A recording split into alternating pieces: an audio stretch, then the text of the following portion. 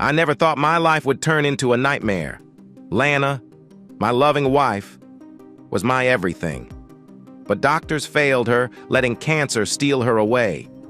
I held her as she took her last breath, helpless. The pain, the rage, it consumed me. I vowed to seek justice. Every tear, every scream she endured fuels my vengeance. The ones responsible will pay dearly. This isn't just about revenge, it's about love and loss. This is my story. Enjoy watching it. I felt my daughter's warm breath on my face. Even with my eyes closed and just waking up, I knew we were almost nose to nose. I slowly opened one eye and saw her. Light reddish-brown hair, big green eyes, and a small nose. I quickly shut my eye, hoping she hadn't seen me. But no luck. She had caught me. "Daddy, I know you're awake. I'm hungry," my daughter Tina Marie said as she lay on my pillow next to me. She had the odd habit of coming into my bed in the morning, lying on my pillow and just watching me until I woke up. She had scared me more than once. Let me tell you, it's a shock to open your eyes and see someone staring at you. The first time she did it, I nearly jumped out of my skin. Now it was something I kind of expected. I wasn't a fan of it, but what could I say? "Don't do that anymore?" Like that would help. "I'm still asleep," I said with a raspy voice, which was all I could manage. "Wake me in an hour, and then we'll have breakfast." "Daddy, you have to get up," she said, kneeling on the bed and poking my tired body. "You promised to take me shopping today, remember?" She really stressed that last word. "I thought your grandmother did that." "She only bought me underwear and things like that. She said it's time for you to learn how to dress a girl." "Daddy, please get up," she insisted. "Thanks, Mom," I said quietly to myself while my daughter kept trying to wake me up. With one last push, I slipped my arm under her stomach and rolled her onto her back.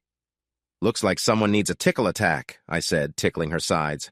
"Oh no, not the secret move," I teased, grabbing both her sides. She laughed and tried to escape from my tickling. You see, a long time ago, my dad and I used to watch wrestling on TV. There were two wrestlers. One did a move called the stomach claw, and the other did the Vulcan death grip. They were both pretty similar. The wrestler would grab his opponent and try to get him on his back. In front of a cheering crowd, he'd grab his opponent's stomach or sides with both hands. It was all pretend, but the announcer really made it exciting. "Oh no, not the stomach claw," the announcer would shout, and the camera would zoom in on the wrestler, making a scary face. The other wrestler would look like he was in pain, slapping the mat with his hand until the attacking wrestler let go. Then he'd stand up and walk around the ring while the referee raised his hand high to show he had won. It was all pretend, but my dad and I loved it. We would play wrestle on the living room floor. He would grab me and say, "Oh no, not the stomach claw," then tickle me until I was about to burst with laughter. My mom would try to stop us, but it never went how she hoped. "You two are going to break something, and I will be very upset," she would shout, telling us both off. Did it work? Not at all. My dad usually chased after her while she kept saying, "Vic, I'm serious." So instead he would tickle her. Then they would share a kiss and a hug, and my dad would playfully tap her. They were very much in love. My dad was in the Navy. Even though we lived in the Midwest, 5 years after their wedding, he joined. He was away a lot, working as a mechanic on a destroyer, which he called his tin can. At first, my mom traveled from base to base to be with him whenever he got moved. But after 12 years, she wanted a place to call home and found a small house in Minneapolis, close to her parents. She was tired of not having roots. Although my dad was gone a lot, when he came home, it felt like Christmas, Thanksgiving, and the 4th of July all at once. I wouldn't want that kind of life, but it was good for them. I had a sister, Jenny, who was 10 years older, and a brother, Tommy, who was a little over 8 years older, so you could say I was a surprise. They thought they were done having kids, but when my dad came home on leave, well, one thing led to another, and I was born. It surprised both of them, especially since they had given all their baby things away years before. After I was born, my dad came home whenever he could. After his next 4-year enlistment, just as he promised my mom, he left the Navy after nearly 25 years. He got a job as a big engine mechanic, and life at home became quite normal over the next 10 years. Jenny finished school and went to college for a couple of years before marrying a doctor. Tommy wasn't into school much, but got a good job at a corrugated box plant.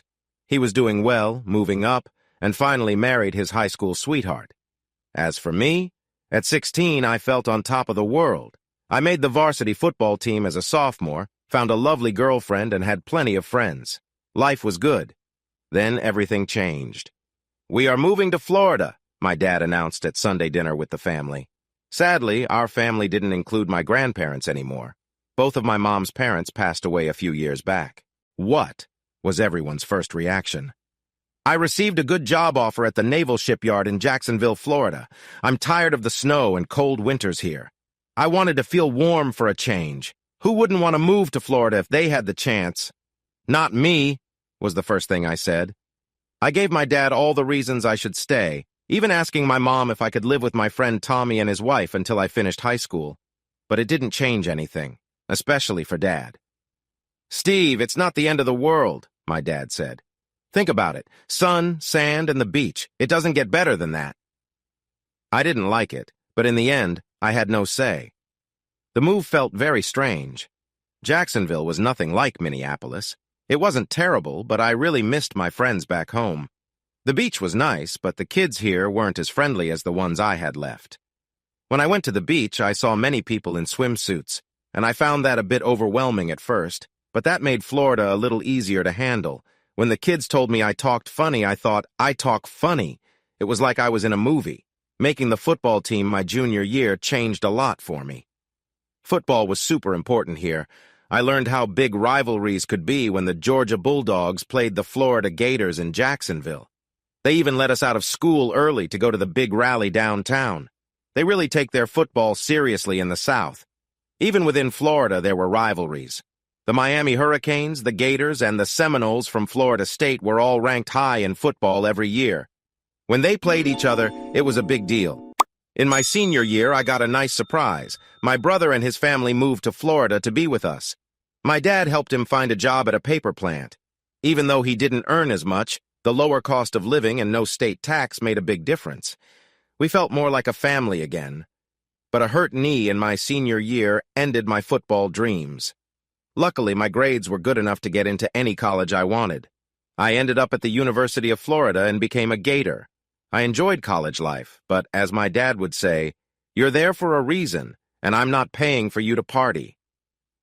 That was his usual lecture whenever I came home. Let's just say I made him proud in my own way. I dated on and off during college. In my senior year, I really liked a girl named Connie. I thought we were getting serious until she got a job in New York, and that ended things for us. So I just dated a little, found a job with a big insurance company back home in Jacksonville, and life went on. My days and nights were filled with family, work, football, and casual dating. I bought a small condo in a part of Jacksonville called Arlington, just a few miles from the beach. It was the kind of place I always thought I wanted. When my brother Tommy's youngest daughter, Christy, had a play for school, we all agreed to be there for opening night. Still, on a Friday night, it was the last place I wanted to be. My mom thought the play was cute, but I felt like it was 2 hours I would never get back. After the show, we went backstage to find Christy, and that's when I met her teacher. Her name was Lana Jean Collins, and she was something special. There were many kids shouting, laughing, and wanting her help, while she tried her best to manage everything. Christy came running out of the dressing room excited. "Dad, wasn't I great?" She looked so happy. "Come here, you have to meet my teacher," she said, pulling my brother across the room. "Miss Collins, this is my dad." Lana reached out her hand and said it was nice to meet him and how talented his daughter was. Then Christy introduced her teacher to everyone in our family. When she got to me, I shook her hand, and I guess I forgot to let it go. I couldn't stop looking at her. "Steve, you can give her hand back whenever you're done," my brother joked. That's when I noticed I was still holding her hand. I felt my face get hot and stammered out an apology before letting go. "No problem," she said, smiling. "But since I'm right-handed, I'll need it for a little while longer." We all said what a lovely play it was and hoped to see it again that weekend. "She's kind of nice looking, right?" my brother asked as we walked to the parking lot. "And I hear she's single, but I guess you noticed that. You couldn't keep your eyes off her." "I guess she's okay," I replied with a shrug. My casual response clearly didn't convince anyone. Mom chuckled and nudged Dad, saying it was just like what he had said about her. To me, she was more than okay. Her strawberry blonde hair sparkled under the lights, and her deep green eyes had caught me off guard. I couldn't look away. I didn't get a chance to see the rest of her, but I planned to next time we crossed paths. I went to the play again on Saturday night and again for the Sunday matinee. Each time I made it a point to go backstage with Tommy to pick up Christy, hoping for another glimpse of her teacher, Lana. "Steve, you must really love plays," she teased, her voice sweet with a southern drawl. She was truly a Southern belle, born and raised in Alabama, which she called Bama. On Sunday, I decided to take a chance. Christy stepped out of the dressing room just as I was chatting with Lana. I quickly asked her if she had any plans for later that night. "The only thing I want to do tonight is rest, take a nice bath, and forget about this long weekend. Why don't you check with me some other time when things are quieter?" I wasn't sure if she was just being polite, but I figured tonight wasn't going to work. It was almost 3 weeks later before I tried to reach out to her again. I thought that after the holidays things would be calmer, so I found her number and called. "Lana, this is Steve Moore. We met at the holiday play. I'm Christy Moore's uncle." There was a short pause, then she replied, "I remember you. You went to all 3 performances, and if I remember correctly, you asked me out on Sunday." "Well, at least I was memorable." "You definitely were. What can I do for you?" "Well, if you're free this weekend, maybe you'd like to go out for dinner or catch a movie." I really hoped I didn't sound too eager. "That would be nice. What kind of food do you like?" "Almost anything." I had never really had to answer that before. "Why don't you choose the place?" "You sure about that?" Now I was a little worried. How bad could it be? Food is food, right? Wrong. Being from the Midwest, I wasn't used to certain dishes. I'd never even heard of grits until we moved south. Cream of wheat was the closest I'd gotten, and don't get me started on greens. Over the 3 weeks, I found out 2 things. First, I really liked Lana, and second, she was a true Southern girl who loved traditional Southern food. How she stayed so slim, I had no idea. Lana was just under 5 feet 6 inches and weighed about 120 pounds. She wasn't very big, but she was just right for me. On our 4th date, we went to a church dance where we were the chaperones. We had talked a bit about our beliefs, her being a Southern Baptist and me being Catholic. For me, it wasn't a big deal, but for her, faith was an important part of life. I had stopped going to church years ago, but Lana never missed a service. I soon understood why she was still single. From the beginning, she made it clear that there would be no romantic involvement before marriage, and I really mean none. There were kisses and hugs, but that was as far as it went. I found it a bit frustrating, but was doing my best to manage it. After our 6th date, I invited her over for one of our Sunday family dinners. Dad was grilling chicken in the backyard, while Mom and Ruth, Tommy's wife, were inside the kitchen making potato salad and baked beans. "Steve, why didn't you tell me everyone was bringing food? I could have made something," Ruth said, looking a bit annoyed. "Mrs. Moore, I wouldn't have come empty-handed if I had known. Can I help you while Steve helps your husband?" My mom smiled at me. Ruth continued, "Mrs. Moore, your home is beautiful. Next time I'll make sure to bring something to share," she said, giving me an annoyed look before I could slip away. It seemed I was in trouble. I headed to the back patio for some peace. I honestly never thought about bringing anything. I just never did. After dinner, the women chatted as they cleared the table and packed away the leftovers. Dad took Tommy and me outside for a cold drink.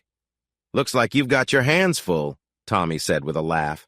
"I can't wait to see what she brings next time." "Hey, she's a good cook, a bit too country sometimes, but she hasn't let me down yet," I replied, defending her. "Well, your mom likes her, that's for sure," Dad said, finishing his drink. "So unless you really like this girl, keep her away from your mother. You know how she gets with people she likes. I thought she was going to pick Connie over you before she left for New York. She loves taking in people." "Dad, I really like her a lot, but she's quite religious and a bit conservative." "Conservative?" Dad asked. Before I could answer, Tommy jumped in. "Dad, that means Steve hasn't moved beyond the first step yet, and by the sounds of it, it isn't happening anytime soon." He chuckled, but Dad stayed serious.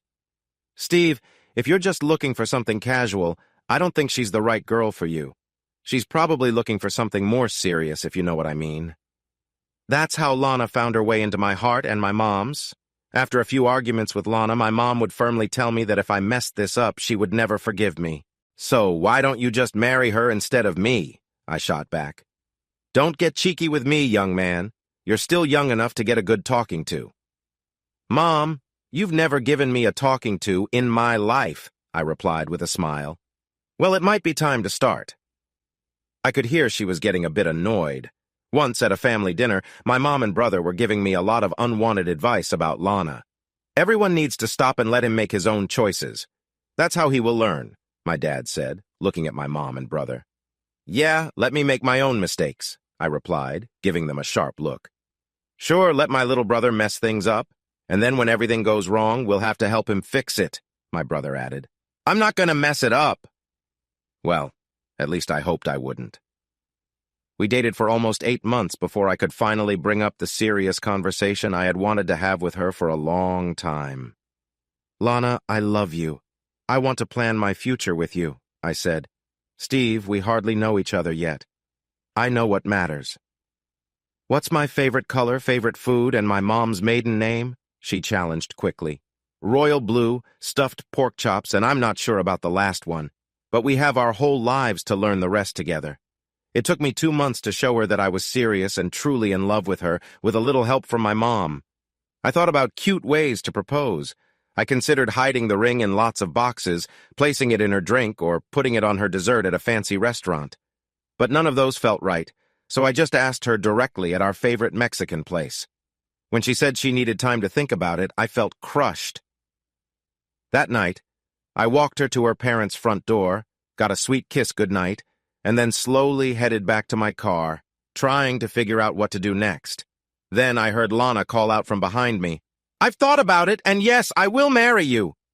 I rushed back to her, scooped her up, and spun her around on her parents' porch. I was overjoyed that she had made me the happiest man alive. Just because I said yes, don't get any funny ideas, Mr. Stephen Moore. I'm going to keep things special between us, you hear? I understood, but I was still eager for our time together. Planning a wedding isn't quick, especially with Lana, her mother, and my mom all involved. There were a lot of things to plan for, especially the honeymoon. Steve, just nod your head yes when they ask you a question, and we'll get through this without too much trouble, my dad told me. If she asks if you have any doubts, say no, even if you do. And remember, from the moment you say, I do, she will be right most of the time. So you need to get used to that. I wanted to say something, but he cut me off. After over 50 years of marriage to the same woman, I must have done something right. Just trust me when I say your days of being right are over. He smiled, and I began to feel nervous. The wedding was in a rose garden by a lake, not far from her parents' home. We said our vows in a gazebo decorated with flowers. Her uncle, who was a Baptist minister, officiated and even made us write our own promises. Tell her what you truly feel, not just what you think she wants to hear. It turned out perfectly. My dad shook my hand, my mom gave me a hug, my sister told me to take things slow on our wedding night, and my brother punched my arm, saying that for once I had done something right. Mess this up and you'll have to answer to me, he said as Lana and I got into our car to leave. I wouldn't tell my new wife where we were headed for our honeymoon. All I told her was that it would be warm and to pack a lot of casual clothes. I had saved enough money for us to have a whole week just for ourselves. We went to a resort on the far western side of a tiny island in the tropics called Cabo. When I say tiny, I mean it was only 3 miles long. There were 8 huts on each side of the island, arranged so that from our deck we couldn't see any other huts. How did you find this place? She asked. On the internet you can find anything if you know how to search for it. I just typed in romantic getaways in the Caribbean, and this place, along with 20 others, came up. I picked 3 options and chose this one. I shared this with her while we looked at the ocean from our deck, holding hands. Well, Mr. Moore, you did an amazing job. She wrapped her arms around me and kissed me sweetly. Now, if you don't mind, I'm a little tired, so I think I'll go to bed. I was surprised. With my mouth open in shock, I watched her walk into our hut by herself. She turned back and smiled. Well, husband, are you just going to stand there all night? After all, this is our wedding night. Or maybe the morning after, she said, glancing at her watch. I would like to say it was the most passionate night of my life, but it wasn't. I had never been with someone who was new to all this before. So, following my sister's advice, I took my time, maybe too much time. After a lot of time getting close, it took me almost 5 minutes to be with her. If I said she was snug, that would not be the whole truth. I pleased her with my tongue the first time, and the second time when we finally came together. If it hadn't been for how ready she was, I might have felt quite uncomfortable. "That was worth the wait," my bride said, hugging me and giving me soft kisses. "Was it what you thought it would be?" What could I say? No way. "Honey, being with you tonight was unlike anything I've ever felt." "That's good, right?" she asked, sitting up in bed. "Not just good, it was amazing." "Steve, I know I'm not as experienced as some of the other women you've been with, but I'm excited to learn what you like and to try all the things I've dreamed of. Even if I'm new at this, you'll see that I pick things up quickly." She smiled, jumped off the bed, and went to the small fridge. Grabbing a bottle of sparkling juice and 2 glasses, she bounced back to our bed. Pouring 2 big glasses, she handed me one. "To us. May our love just keep growing." She drank almost half of her glass in one go, laughing as the bubbles tickled her nose. "I'm really glad we can just stay here. Tonight I want to drink this whole bottle and enjoy our time together." And that's exactly what we did. For 7 days we relaxed, walked on the beach, and best of all, enjoyed each other's company. I was grateful my sister had given her the lover's set because after 4 days of non-stop moments, even I started to feel tired. Life was everything I had hoped for. She finished work at 3:30, so she was always home waiting for me when I walked in. I never got tired of her jumping into my arms, kissing me, and asking about my day. Even if I had a tough day, just having her there made everything feel better. Almost 2 years after we got married, Lana surprised me one night when I got home. She was dressed in something special.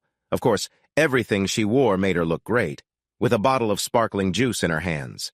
After pouring 2 glasses, she gave me a kiss that felt like magic. "This will be my last glass for a while," she said, drinking it quickly and tossing the plastic glass aside. I was confused. "Hello, Steve," she said, kissing me again. "Think about it. What happens when a protection breaks like the one did last month?" "Oh my gosh, you don't mean—" "Now I see you understand. We're going to be a family of 3 soon." She smiled.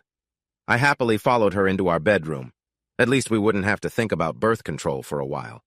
My mom went a little wild, just like I thought she would. My dad said my old life was coming to a sudden stop. Tina Marie weighed 7 pounds and 3 ounces and had a lot of soft, light brown hair. After 22 hours of waiting, I thought she might never arrive. I was there the whole time and even got to cut the cord that connected her to her mom. I was tired, but Lana looked worn out. Tina was the most beautiful baby girl in the world, and that's exactly what I told everyone who would listen. Luckily, Tina started sleeping through the night after the first month. Maybe this won't be too bad, I thought, until my dad gave me a little advice. "Steve, having a baby changes everything, so you'd better get used to it. Your days of doing whatever you want, whenever you want, are over. With a little one, you'll need to plan every trip." I told my dad that things wouldn't change much. He just laughed. He was right, and I wasn't. Nothing was ever easy again. Even just visiting my parents turned into a big job. Food, diapers, 2 extra sets of clothes, that was just the start. We always had a bag ready with everything we might need in case we had to leave quickly. It got easier, but not until Tina turned 5. Even when it was tough, I wouldn't trade it for anything. Money was tight for a while, but as we got raises, life became manageable for the 3 of us. Our routine followed the school calendar, and while Lana had summers off, it wasn't what most people thought. People who say teachers have it easy should try being one for a year. Then they'd know how hard it is to teach their kids. Lana worked 1 week after school ended for summer and started back 1 week before the new school year began. That was in the contract, but she always put in extra time preparing for the next year. And contrary to what you might hear, teachers don't get a 3-month paid vacation in the summer. Their time off is actually less than 2 months. Many business people get more time off than that. Teachers are paid a yearly salary for the days they actually work, divided into monthly payments, so they get their last paycheck a couple of weeks after summer begins, and then don't get another one until a couple of weeks after school starts again, and let's not even talk about how little they make. Lana and I often felt the strain of those small paychecks. Then, out of nowhere, our life changed. I remember it like it was yesterday. It was April, and we were nearing 8 years together. Lana caught a cold she just couldn't shake. It started like a regular cold, then turned into something like bronchitis. She went to the same doctor she had seen since she was a kid in Florida. He was a doctor at a small clinic with 2 other doctors. During her first visit, it seemed like he spent more time talking about the past than actually treating her. He gave her an antibiotic and some strong medicine for her cough. He told her to take it easy for about a week. When she still wasn't feeling better after a couple of weeks, I started to worry. "Sweetheart, you should go back to the doctor for another checkup," I said to my strong-willed wife. "Steve, it's just the start of a summer cold. I used to get these all the time. If I don't feel better soon, I'll see him again. The only time it really bothers me is when I try to sleep at night." She did start to feel better after a few more weeks, but she still had a dry cough that wouldn't go away. Finally, after a lot of persuading, she went to the doctor again. This time, Dr. James gave her some cough syrup with codeine in it. It was very strong, and it really helped her stop coughing. She got better, but was still tired. I found out later that she also had some body aches from time to time. That summer, we had our best vacation ever. A good friend of mine had a condo by the beach with a speedboat docked nearby. He gave me a good deal. We played in the waves during the day, and each afternoon I took my family out for boat rides along the coast. Lana was nervous and screamed that I was going to get us into trouble, while our 5-year-old daughter shouted for me to go faster. We made breakfast and lunch in the condo, but I made sure we went out for dinner every night. There were plenty of restaurants nearby. Most were affordable and not too busy during the summer. The winter tourists wouldn't arrive for another 6 to 8 weeks. One night, while we were on the balcony looking at the ocean, Lana said, "We should buy a place on the beach." She leaned against me and looked thoughtful. "We could rent it out during the busy tourist season and use it ourselves at other times. Then, when we retire, we could live there since we will have already paid it off." It was a nice dream, so I asked her to look into it. "Do you really mean that?" "Of course, but you might find that most of them are a bit above our current budget." "Well, we don't need anything fancy. Just a 2-bedroom place with 1 bathroom, a kitchen, and a living area will do. You can look at what's available, and I'll manage the finances. But right now, there's something else I'd like to talk about." "Are you joking with me?" she said with a playful tone. "You know I'm married and love you very much." "Well, I have a little problem, and I know you're the perfect person to help me with it." I smiled at her. "Mr. Moore, are you trying to lead me astray?" "I think I've already done that. I just want to see what you figured out." Lana always said she learned quickly. I felt like the luckiest man alive. I had the most stunning partner, a daughter who made my heart feel light, and a life most men wished for. In 3 words, I was fortunate. When Lana's cough returned, Dr. James was away. So another doctor at the clinic checked her. He gave her 2 more bottles of her cough medicine and prescribed some antibiotics, a Z-Pack, claiming this would clear up whatever was bothering her.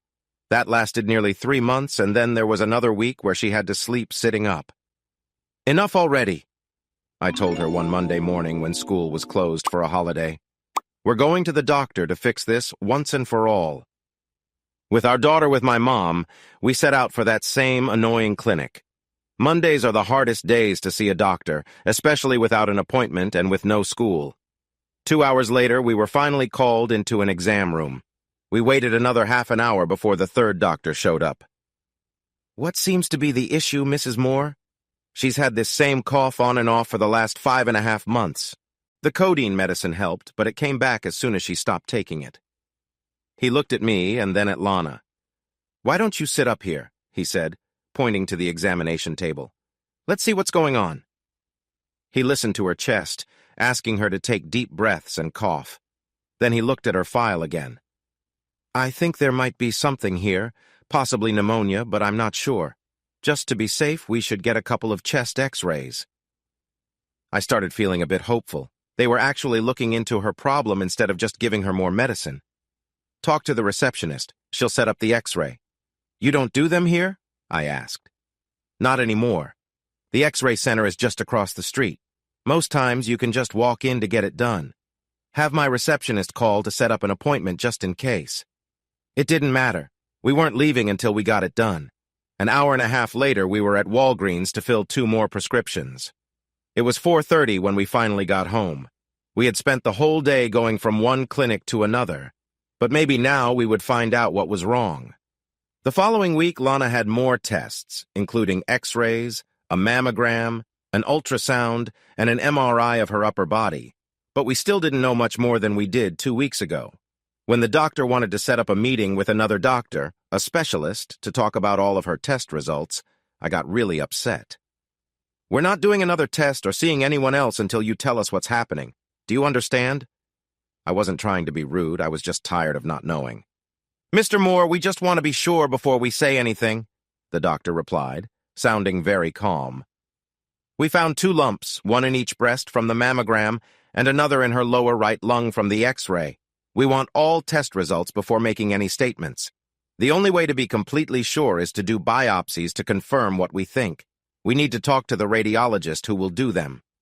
Dr. Patro met us at 10:15 on Wednesday morning. He looked at the tests and agreed we needed to proceed with the biopsies. They would take samples from both her breasts and her lung on the same day. After the lung biopsy, she would have another x-ray of her lung.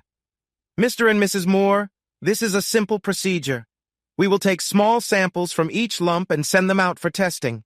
It will take about an hour and a half because we are doing everything at once. After the biopsy, she will have a lung x-ray to check if we got the right spot. We should have all results in 5 days.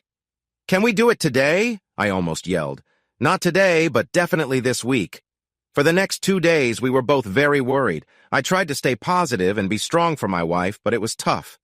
"Honey, it's probably nothing. One might just be a cyst and the other could just be from your pneumonia," I said. "What if it's something serious?" I could hear the worry in her voice. "No one has mentioned anything serious yet." "But Steve, what if it is?" "We'll handle it when we get the results." It took most of the morning to do the biopsies and the x-ray.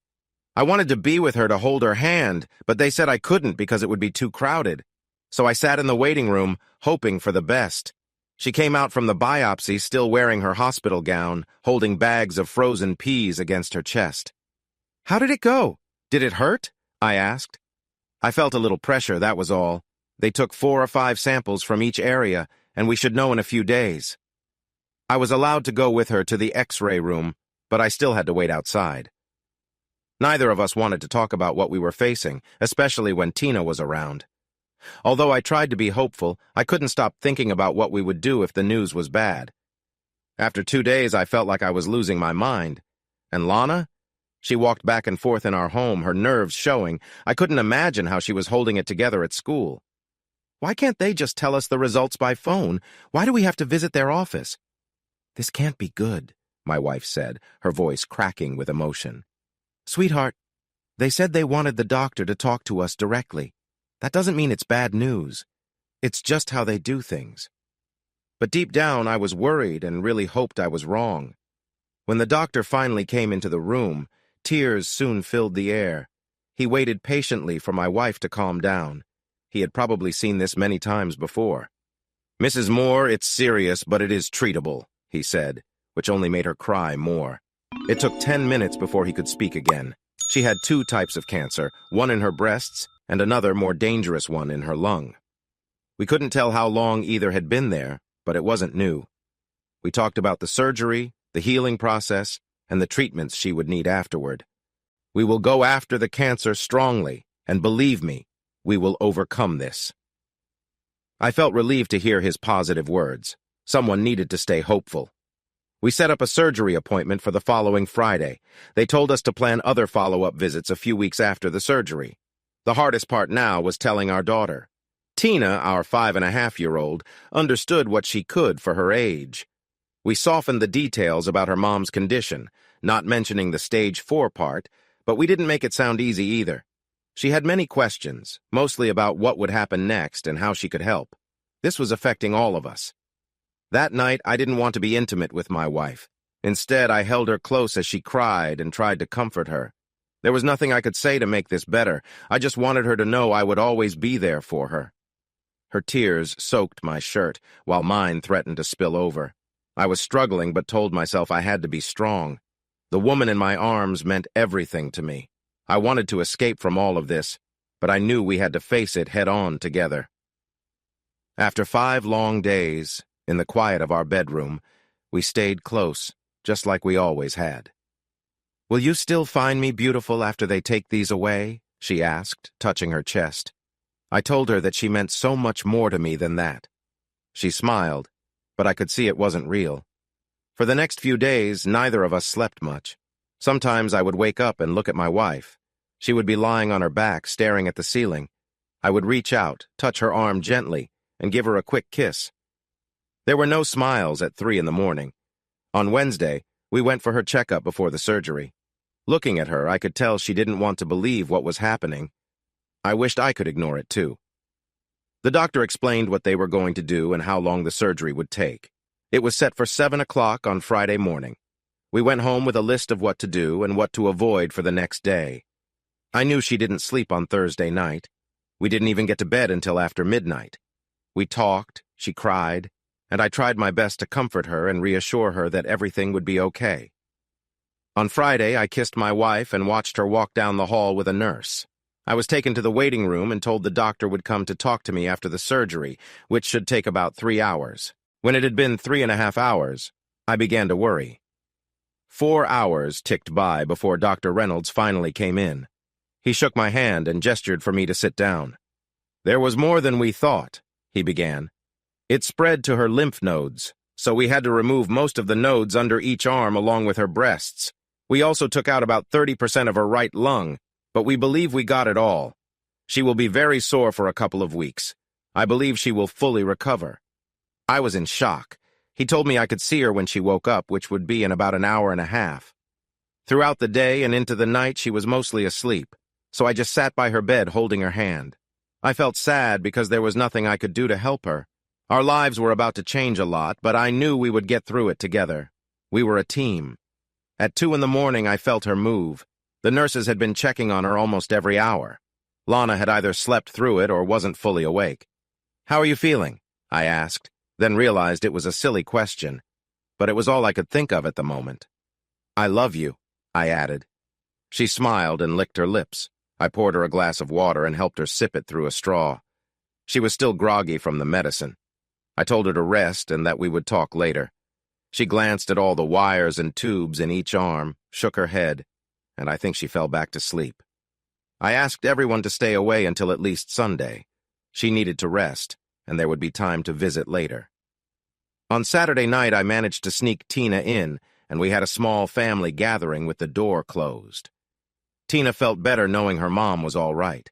Everyone felt sorry for what happened, but not the doctors, who had messed up from the start. I was tired of hearing, "Doctors are human and make mistakes too." It made me sick. My anger grew every time I took Lana to her treatments and watched her get sick afterwards. Life was hard. When Lana lost her hair, Tina suggested we both shave our heads. We were ready to do it until Lana stopped us. She said it was already hard for her to be bald and didn't want us to look the same. She made it clear she would be upset if we went bald too, so instead we all bought matching hats. After her 3rd treatment, the test results came back looking good and it made us all happy. Instead of going out to dinner, I brought home some Chinese food, and the 3 of us celebrated. We thought we had beaten this, and that life could go back to normal. That was the hope. Lana had been working part-time, and even that was tough for her. But getting the good news gave her energy, and 4 months later, she was back to teaching full-time. She even started talking about surgery to help her body. I told her I would support her whenever she felt ready. What mattered to me was that she was healthy again. People said she was a strong example of someone who overcame breast cancer. Even though she had 2 kinds of cancer, she had fought hard. Her cancer was gone, or at least not active for now. When her test results came back clean 6 months later, she began dreaming about a condo at the beach. We had faced a lot of medical bills, even with insurance, but the more she talked about it, the more I wanted to make it happen for her. We didn't look into timeshares or anything like that, and we found that being even 1 block from the ocean made a huge difference in price. My brother found a 4-unit building that was about to be taken by the bank. When we first saw it, I thought it was in terrible shape. It was near the ocean. It was big, it needed a lot of work, and it was still beyond our budget. That's when my dad called a family meeting. It's a mess and probably costs too much, but with some hard work, it could be a great buy. I've already talked to Jenny and David, and they'll join us for 25% if we decide to go for it. We could make it our own beach house, and maybe we could even build a deck on the roof. That way, we'll have a nice view of the ocean from the top. Lana looked at me, and I understood. I couldn't say no to her after everything she had been through. We opened a bottle of wine, and Tommy and I decided to let Dad handle the negotiations. Thank goodness we did. It was a bit tricky with the owner, but he lowered his price by $30,000, and we took out loans on all our homes. 90 days later, we proudly owned our own fixer-upper. We're only going to focus on the essential repairs for now, my dad declared, as we stared at the long list of tasks ahead. We had taken on a big job, and there were times over the next year and a half when I wished we hadn't. I was tired of saving and wanted to treat ourselves once in a while. Steve, we can't go out tonight. We need to use that money for the hardwood floors coming next week. She was a tough manager of money. When I secretly sold some old toys, I bought my wife a new dress and took her to dinner, though she was not happy about it. Steve, you're wasting money that could be spent better. I know, but it felt right. We enjoyed a special evening together. The first night we stayed at our beach house was lovely. We packed a picnic lunch and ate on the new roof deck. Looking through her binoculars, Tina thought she saw dolphins in the sea. I wasn't so sure. After Tina fell asleep, we settled into our new bedroom. We had running water, toilets, air mattresses for sleeping, but not much else. Who cared? We were happy. A week later, after church, I took my two favorite ladies out for brunch. The Sea Turtle Hotel was right on the beach, and the restaurant had big windows facing the ocean. We got a table next to the windows and started enjoying their buffet. At these prices, eat as much as you want, and we can take leftovers home, I told my daughter as we moved through the line. 45 minutes later, I was full but satisfied. Look, Dad, dolphins, Tina said excitedly. There they were, 2 dolphins swimming along the coast. Then we noticed a lone swimmer about 35 yards from shore. He spotted the dolphins and mistook them for something scary. He began swimming back to shore as if it was a race. He wasn't the strongest swimmer, and the splashing caught the attention of several people as the dolphins were getting closer. Everyone there could guess what he was thinking. After what seemed like only a minute and a half, the tired man collapsed face down onto the sandy beach. "Do you think we should tell him?" a man at a nearby table asked. "No, let him think he escaped a big scare. He'll have a great story to share later. Why spoil it?" Everyone returned to their meals, but I knew he must have felt lucky in that moment. 2 years later, we were nearing the end of our major repairs on the beach house. When we first bought the fourplex, we chose our home by drawing lots. Lana and I picked the top left unit, right above my parents' place. Tommy got the one next to us, and my sister took the last one. We opened a bottle of sparkling juice to celebrate our luck. Luck is a funny thing because it can be both good and bad. We had seen both kinds, and the bad seemed to stick with us more than we wanted. Just before her third checkup with her doctor, Lana lost some weight. She often said she wasn't hungry. At times, she felt weak, but we thought it was just because she wasn't eating well and was working hard at our beach house or at her school. For 3 years, she had been cancer-free. Though we never really forgot, it was finally fading into the past. The week before her appointment, she had a full-body scan. Her doctor called it a PET scan just to be sure everything was okay. She planned to discuss the results at the appointment. Usually she would call me at work after her visit, but that day, there was no call. I thought her yearly checkup was just a routine, something her careful doctor insisted on, like the scan. I was about to enter a staff meeting when the receptionist told me I had a call waiting. "Connie, can you take a message?" "Steve, it's your mother-in-law." "Okay, send it to my desk. Let the others know I'll be there shortly." "Hi, Helen. How are you and Rob?" "Steve, you need to come home right now." "Helen, I'm just about to go into a meeting. Tell Lana I'll be home around 4:30. "Steve, you have to leave now." I felt my patience wearing thin. Helen could be a bit forceful, but this was out of the ordinary. "Helen," was all I could say when she dropped the heavy news. "Steve, please listen. Lana's cancer is back." I couldn't believe it. After a quick word with my boss, I rushed out the door. Thank goodness my car knew the way home because I was struggling to process what I had just heard.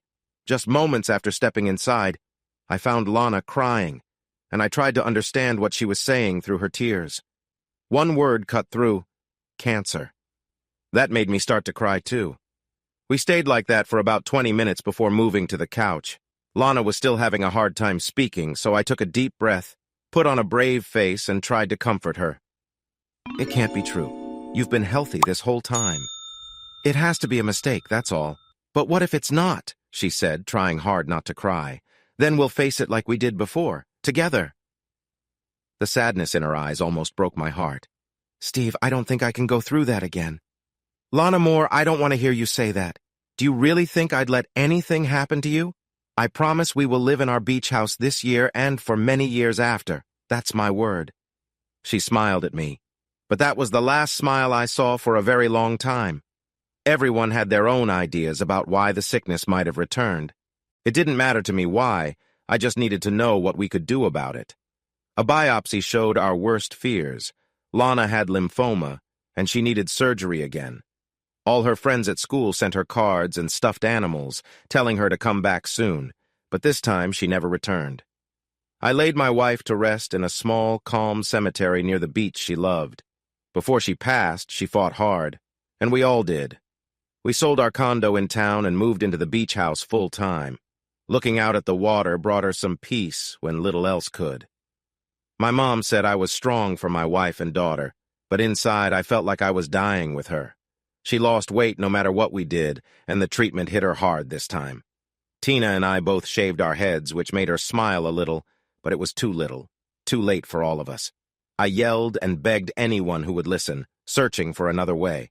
I asked her doctors, isn't there some new medicine we could try? I refused to give up, even though it seemed they were. I fought calling hospice until the very end. When they arrive, it means there's no hope left, and I wasn't ready to let her go. I made a cozy spot for us on the roof, and every night, I took my wife upstairs where we would spend some time watching the sunset, enjoying each other's company. I prayed to God to wake up from this nightmare, but like all my other prayers, it went unanswered. One day on the beach, my dad told me it was time. Steve, you have to let her go, for her sake and your daughter's. Hospice will help her be comfortable. I knew he was right, but this was my wife we were talking about. How could I let her go? I was in denial. This couldn't be happening, not to her, not to us. I pleaded, I bargained, I shouted at the sky. I told him I would do anything if only my wife would get better. In my anger, I couldn't understand how the God that Lana believed in so much, the one she said was kind and loving, could treat her so unfairly. My mother told me it was part of grieving. I argued that it didn't matter what it was called, I just wanted my wife to be healthy again. Through everything, Lana held on to her faith. She said it gave her some comfort and peace. I was happy for her, but I felt like I was in a dark place. In her last days, things were quiet but also very sad. I was glad she was without pain, but I was hurting inside. I didn't sleep at all those last 2 nights. I wanted to be with her every single moment.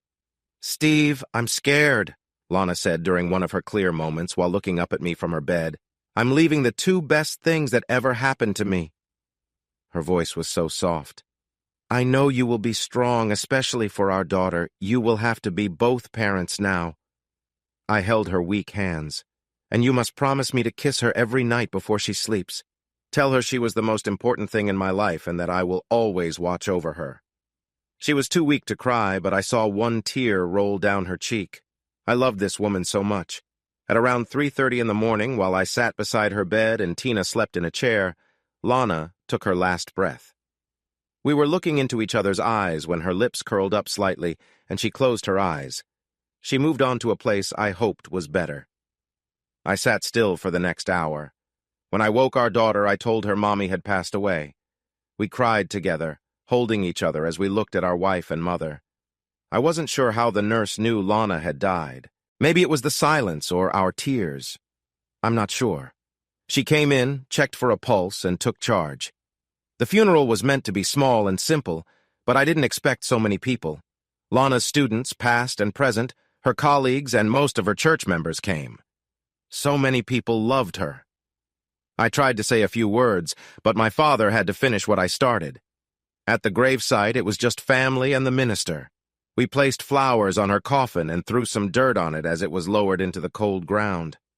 A little while later, we went to my parents' house to eat. Everyone said they were sorry, and if I heard one more person say, "At least you have your daughter," I thought I might scream. Taking me out to the back deck, my dad handed me a drink and a chair. "I thought you might need some fresh air." He was right about that. You might think I'm just saying this, but it really will get easier each day. We will help you with Tina, but she will need you, not us. Tell her you love her and that you're not going anywhere. And when you wake up in the morning and feel like you can't do it anymore, dig deep, and remember you're doing this for Lana, too. I had always thought my dad was tough, but today he showed me his caring side and gave me the support I needed for the next few months. Now it was all about the smells for me. For the first month, I didn't touch her side of the bed. Every night, I would sleep on what was once her side. With her pillow over my face, I closed my eyes, breathed in her scent, and pretended she was still with me. Sometimes I would even dream about her. We shared a big walk-in closet, so even my clothes held a hint of her smell. I felt really angry at my mom when she came in one day and washed my bedding. I lost another piece of her. In some ways, it did get easier. I no longer wanted to just give up to be with my wife. Tina returned to school, and when she made the honor roll, she said she did it for her mom. My family helped me with what I couldn't handle, but after 9 months, they stopped being so easy on me. My brother told me to start dating again, and if it had to be someone paid for, then so be it. I told him I wasn't interested and went back to feeling sorry for myself, which made me and those around me unhappy. However, I did take action. I hired the law firm of Collins, and Hathaway to look into everyone who had treated my wife. I wasn't looking for money. I just wanted them to remember my wife's name every time they dismissed a patient without giving their words much thought. I had promised Lana I wouldn't sue her doctors, but now I wanted some sort of justice. When my boss asked if I was growing a beard, I told him not really. He responded that unless I came to work clean-shaven and looking professional, I shouldn't come in anymore. I didn't hire someone who looks like they just came off the street to sell policies. If I had, I would be paying him a lot less than what you're making. That was the first reality check for me. The next one wasn't as gentle. One afternoon, when I was just sulking around the house, my dad went to his place and brought out his handgun. He loaded it and handed it to me. "Just aim it at your mouth and think about it. Use both hands so you don't miss, because I really don't want to look after someone who can't take care of themselves. And please do it outside on the back deck. It's going to be a mess, and I'd rather clean the backyard with a hose than deal with a messy kitchen or living room." I looked at him like he was out of his mind. "I'm not going to hurt myself." I gave his gun back to him. "Well, now that we got that sorted out, we just need to find a way to spark some energy in you so you can be part of life again." My dad was right about one thing. I needed something to help me feel alive again. Part 2. I screamed my head off during my first and last tandem parachute jump. The only reason I didn't get sick or embarrassed was that I had nothing in my stomach. Thank goodness. The Mustang Cobra was fast, but the ride was so rough it felt like a race car. And who wants to drive that every day? The 3 Corvettes I test drove were even quicker and had better gas mileage, but they didn't give me the excitement I wanted. I was getting back into the rhythm of life, all while taking care of my daughter. Both sets of grandparents were really helpful, but they were overwhelming for Tina. The more they did for her, the more she needed me. When I lost Lana, I had to step up as a mother. Now, as I started to return to life again, I wanted to be both a mother and a father for her. Shopping for clothes with almost 9-year-old Tina was a new experience for me. Don't get me wrong, I had often gone shopping with my wife and daughter before, and I was there, but I wasn't really paying attention. They did the shopping. I just stood there acting interested. To me, everything looked good on them. Now Tina wanted my real opinion and wasn't happy with just, "It looks nice" anymore. I began to understand why men avoid shopping with their wives, because after a long day at the mall, we only picked out 2 outfits, neither of which I was thrilled about. But things for us were getting easier. I guess my dad was onto something. 6 months later, 2 big things happened. I settled with the doctor's insurance company. I wasn't rich, but Tina's education and our future would be taken care of. I paid off the mortgage on our beach house and did some renovations, while the rest sat in the bank. The only thing I had to agree to was no future lawsuits and that they accepted no blame for her death. I signed. Nothing would bring Lana back. That night, I took Tina to dinner, and on our way home, we each put a rose on her grave. Alone in bed, I cried, moving back 4 months in my healing. A week later, I took Tina to a car and motorcycle show at the downtown center. It was held inside, but outside there were tons of vendors selling everything you could think of. We walked around looking at all sorts of cars and bikes you could imagine. Then I saw it. It was a motorcycle, shiny and bright. It had a dark orange color with some green, red, and silver stripes. The front was long and the chrome wheels sparkled in the sun like tiny mirrors. There was only one seat, a small back fender, and a wide tire that looked like it belonged to a big truck. Best of all, there was a for sale sign on it. I looked at it for what felt like 20 minutes while Tina watched me. I asked a few silly questions before I had to ask if I could sit on it. "Do you ride often?" the seller asked. "Nope, not at all. How does it feel to ride?" "It might take a bit to get used to the long front end. You need to be careful with your speed around the corners, but other than that, it will feel like any other bike." That was probably true if I had ever ridden a bike before, which I hadn't. This was the first one I had ever sat on. "How much do you want for it?" "I've put $3,200 into it, but I need the money." He chuckled. "I don't want to sell it, but my wife thinks we need to buy a house, so I have to sell my toys." Lana would never have done that to me. "If you want, we can set up a time for you to try it after the show today." "I'd like that, but I have to admit I've never ridden one before." "You mean a chopper?" "No, I mean a motorcycle." "You're joking, right?" "I wish I was. I'm really interested, but if you have other buyers, don't worry about me," I said, still amazed by the bike. "Here," he said, giving me his card.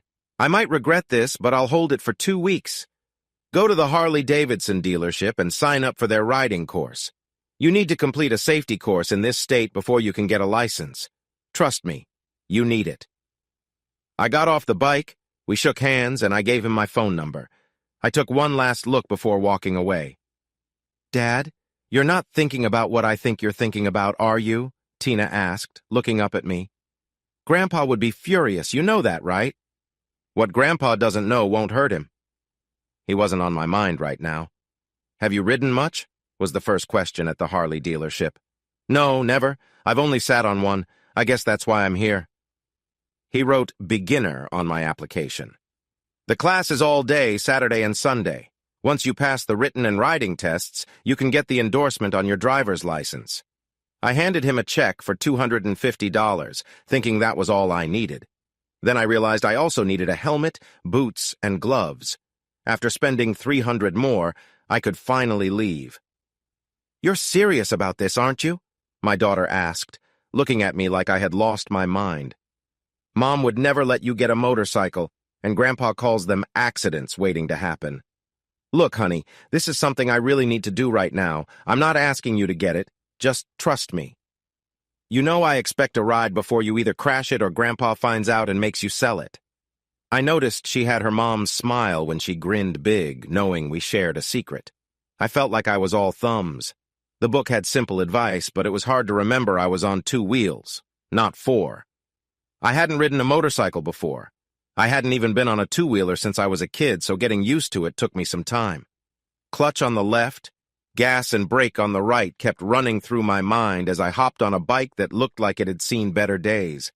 They gave us old Ducati 250cc motorcycles that looked like they had been dropped a lot. Over the next 8 hours I added to that number. I started the bike, gave it a little gas, let out the clutch, and stalled it after just a few feet. "Give it a bit more gas and let the clutch out slower," the instructor said. I tried again, revved it up, and slowly let out the clutch. The engine roared, but I moved forward this time without stalling. I might have burned out the clutch, but I was riding. It took time to learn how to balance the gas and clutch, but I got it with practice. The instructor was very patient. He had likely seen all the silly mistakes we made many times before. That first day we only practiced starting, stopping, and turning. I was tired, stressed, and worried I would be the first to tip over, but I wasn't. I was the second one. No matter, I felt alive, and every part of me wanted more. On Sunday, I was the first one there. I had made breakfast for Tina and dropped her off at Tommy's house again. I didn't want to leave her with my parents. That morning we practiced figure eights, sharp turns, quick stops, and safe lane changes. I was starting to feel a bit too confident. Then when we had to do a figure eight in one direction and then switch without touching the ground, I crashed. It took me 3 tries, and the instructor said if I couldn't do it, I couldn't pass the riding test. My overconfidence faded fast. That afternoon I missed one question on the written test, but aced the riding test. We all felt pretty good, but the instructor reminded us that we needed much more practice before calling ourselves even beginner riders. We received our certificates, and half the class decided to celebrate. There were 12 of us in the class. I was surprised to see 4 women, and most of them did better than the guys on the riding test. At a local spot, we celebrated our luck and chatted about the bikes we hoped to own someday. A couple mentioned they were looking at a Harley Ultra. The oldest guy in our group shared that he had already put money down on a trike. When I mentioned I was interested in a chopper, many thought it was a cool choice, though not very practical for long rides. I wasn't thinking about long trips. I just wanted something for getting to work and enjoying weekend rides. But to be safe, I decided to check out other bikes, too. Tommy wasn't pleased that I had passed on his suggestion, but I made him promise, just like Tina, not to tell anyone. The next weekend, after Tina and I had lunch, we set out on my search for the perfect bike. After trying 2 bikes, I realized that a sport bike wasn't for me. They felt like jumping out of a plane without a parachute, and I didn't want to go through that again. Next, I rode 4 cruisers, all from Japanese brands. The Honda had everything I needed, but it didn't give me that exciting feeling I wanted. I found the number of the guy from the motorcycle show and called him up. On Tuesday evening, I rode my first Harley-Davidson. It wasn't a standard model, but it sure made me feel alive. It was much louder than the Honda and didn't have many features. It only had a speedometer, a tachometer, and turn signals. The owner mentioned he had a custom windshield for cold mornings and a unique seat cover if I was interested. I almost lost control in my first turn. The steering was so sharp that I had to start the turn well before reaching the corner and slow down more than I expected. But on a straight road, my heart told me this was the bike I wanted. We discussed the price for 3 days until we found a deal we could both agree on. I think we both ended up happy. Honestly, I felt like I got the better deal because he included all the extras, and for just under $25,000, I had a bike that turned heads, including my own. I thought a bandana would be a nice touch to look cool, but Tina warned me to wear a helmet or she'd call her grandfather. On Monday, I got to work early, and everyone who arrived after me wanted to know who owned the impressive bike in the parking lot. I stayed quiet and let them wonder. Most people had left by the time I finished work, but those who saw me smiled and gave me a thumbs up. The next day, the men were curious about my new ride. Many of the women started to look at me differently. Did I want the extra attention? Not really, but I didn't want to be totally overlooked either. What I truly wanted was just to do my own thing. Going to the dealership for an oil change was quite an eye-opener. There were many special parts on my bike, so they had to get a special oil filter. A week later, I waited for 2 hours while they changed the oil and checked everything on my new ride. It's in great shape, they told me. But they warned that if something broke, most parts would need to be ordered specially. People kept asking how much I paid and if I wanted to join the local hog chapter. "What's a hog chapter?" I asked. For the next 20 minutes, I learned all about the Harley Owners Group and how to join. First, I had to be a national member, and after that, I could join a local group. One of the salesmen, who was also a member, told me about the local chapter. "We have activities most weekends. It's really about hanging out with others who love to ride." I thought it would be more fun to ride with a group. So, after a few clicks on my computer and spending another $100, I became a national hog member and joined the local chapter. For the first time in a long while, I felt real joy since losing Lana. I went on rides almost every weekend, and I even started taking Tina with me on short rides. She wasn't always happy because she had to sit on a small pad and hold on to me tightly. One Saturday, we went on a longer ride. We stopped at the Kickstand Bar and Restaurant just after noon. It was a 65-mile trip, taking us a couple of hours through the back roads of Florida. I was having a fantastic time, but Tina was not.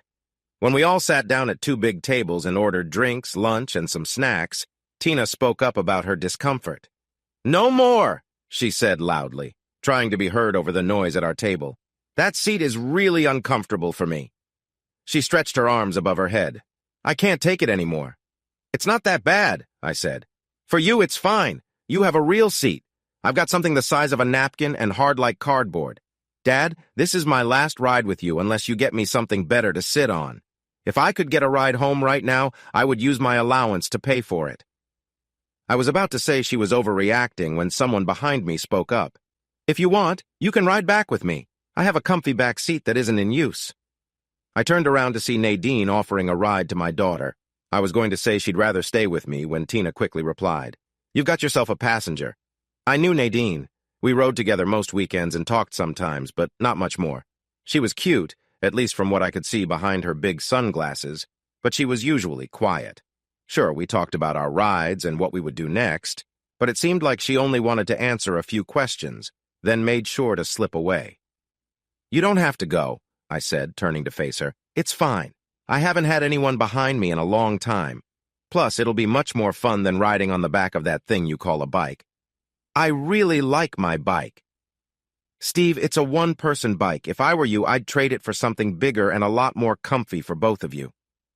Tina and Nadine were right. It wasn't the comfiest bike out there. It shook a lot, had a stiff frame, and even the seat could use some more cushion. I guess it's just old, which is why it only had 2,200 miles on it when I bought it. "It's meant to look nice, not to ride for long distances unless you want to see a chiropractor," she added. "Dad, can I ride back with her?" How could I say no to that look? Only if Nadine lets me buy her lunch in return. "Well, if you insist, but you really don't have to." "I know, but it's important for a fellow HOG member." I watched Nadine struggle to walk around the table, grab a chair, and carefully sit down next to Tina. I never noticed, but she had to be almost my height, probably because of the big black Harley boots she wore with high heels. Sliding her sunglasses on top of her black Harley hat, Nadine practically dropped into the chair. "Just an old injury," she said to my daughter with a smile. She clearly didn't want to talk more as she quickly looked at her menu. I had heard from others that Nadine used to be married, but about 6 years ago, she and her husband had an accident while riding his bike. A car ran a red light and hit them. Her husband, Greg, died right away, and she got hurt pretty badly. She spent nearly 9 months in therapy relearning how to walk. Although the doctors saved her leg, it would never be what it was before. She had a lot of pins in it, and it had been rebuilt inside. "Tina, I have a 2-seater trike with a comfy back seat, speakers, and drink holders. You can even plug in your iPod and play it through my speakers." Tina was definitely interested. Lunch was nice, but the chat among the three of us was even better.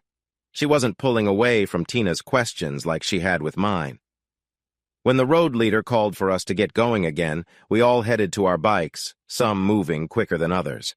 I recognized her bike. I had seen it many times. It was bright red with shiny gold and black speckles in the paint. Her helmet and those big red sunglasses matched the bike perfectly.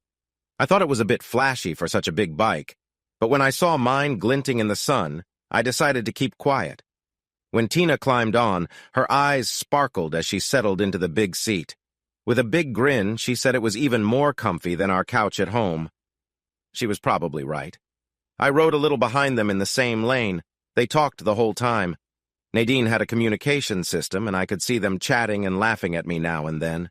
I had no idea what they were saying, but it couldn't have been that funny. After an hour and a half, we pulled into the dealership lot. Tina hopped off Nadine's bike and hugged her, saying it was the best ride ever. "Maybe next week, if your dad says yes, you can ride with me again," Nadine suggested. "Dad, please," Tina pleaded, giving me her best puppy dog look, just like her mom used to do. "We'll see," I replied. I turned back to Nadine.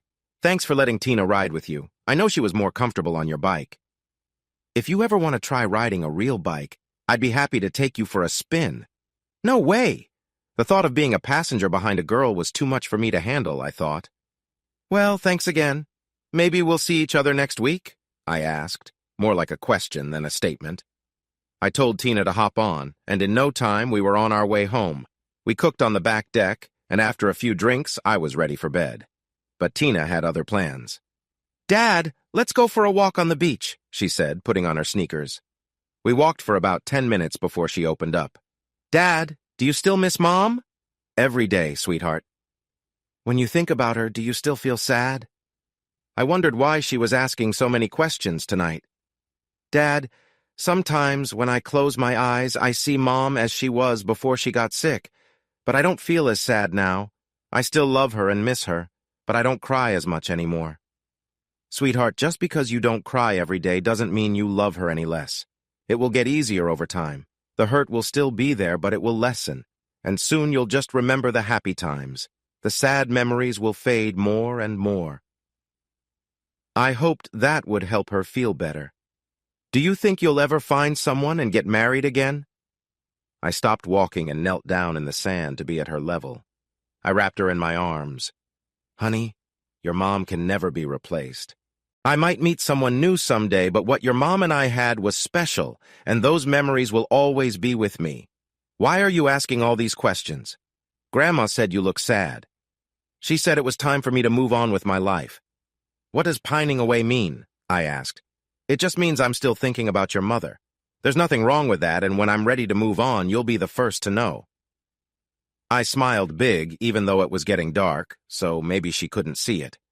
We hugged tightly, and then I stood up from the sand. With our hands held together, we walked back home. It was a busy but good week.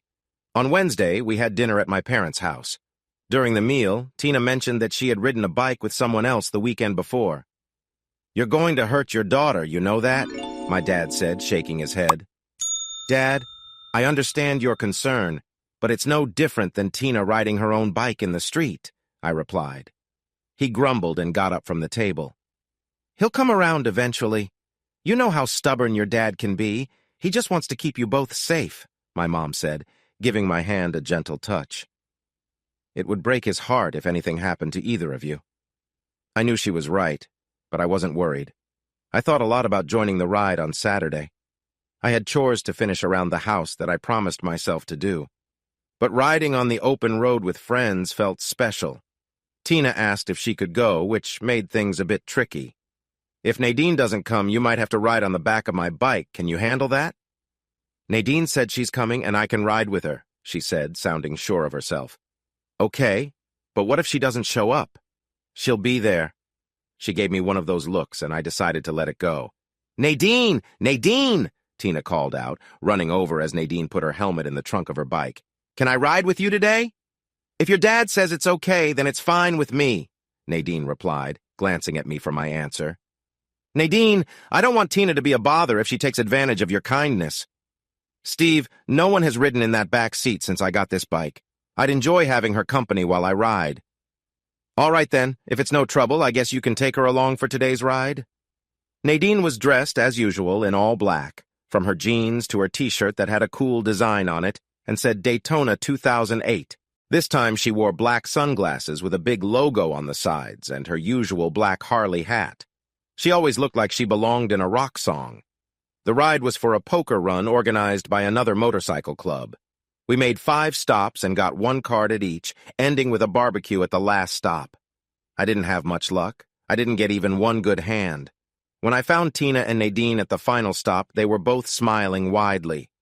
"Do you guys want to grab a bite to eat?" I asked. They exchanged looks and started to laugh. "Am I missing something?" "We got a straight flush, queen high," Tina said, looking at Nadine, "and we could win around $250.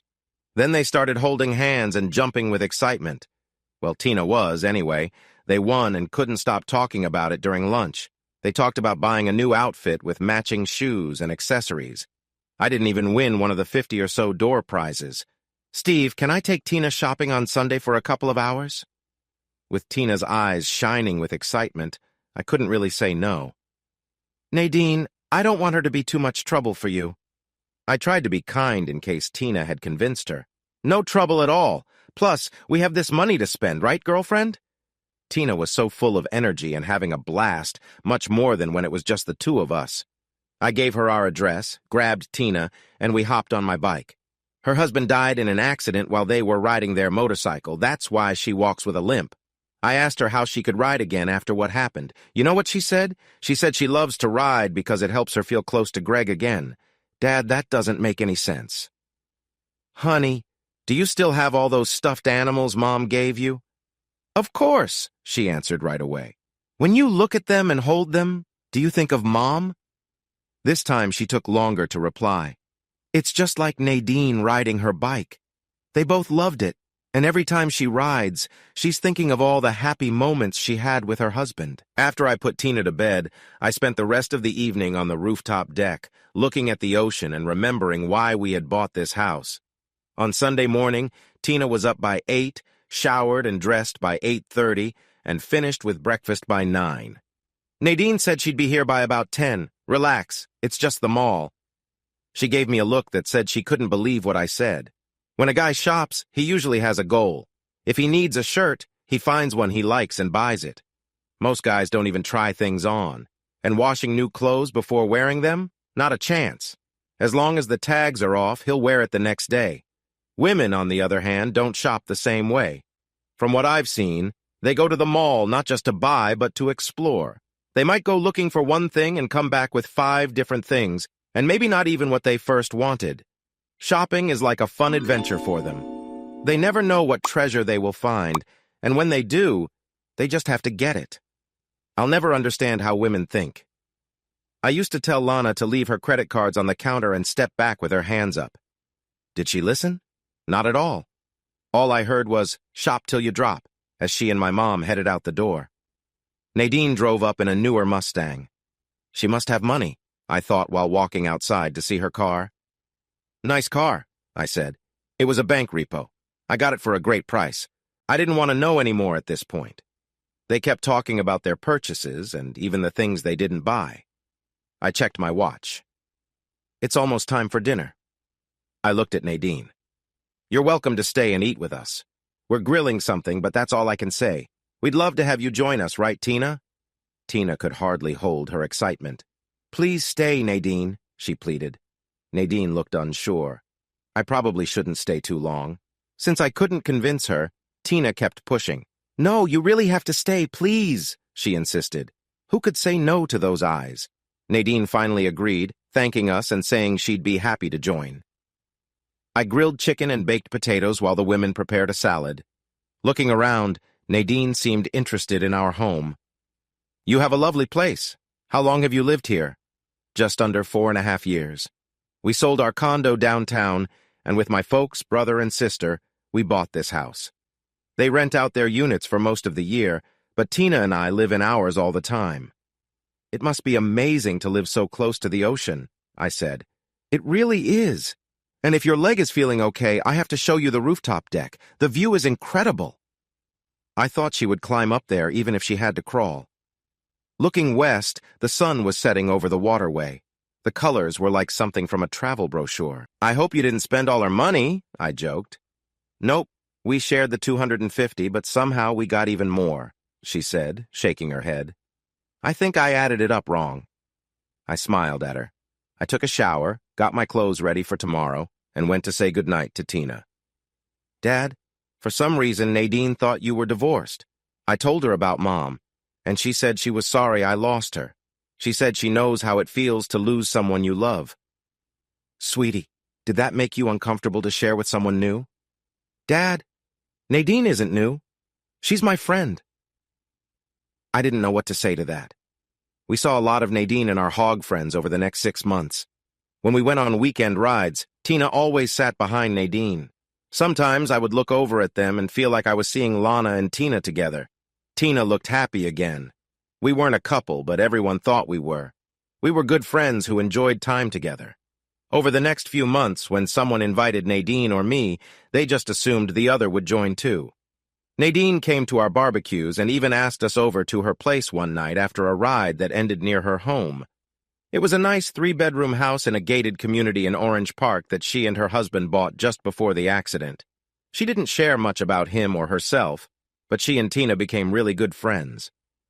Tina, could you help me grab something for the grill? Folks, we'll be back in a minute. Don't forget to bring back some drinks, Tommy called out. We walked inside and up the stairs to our place. Dad, She feels shy about the scars on her right leg and doesn't want anyone to see them. That's why you never see her in shorts.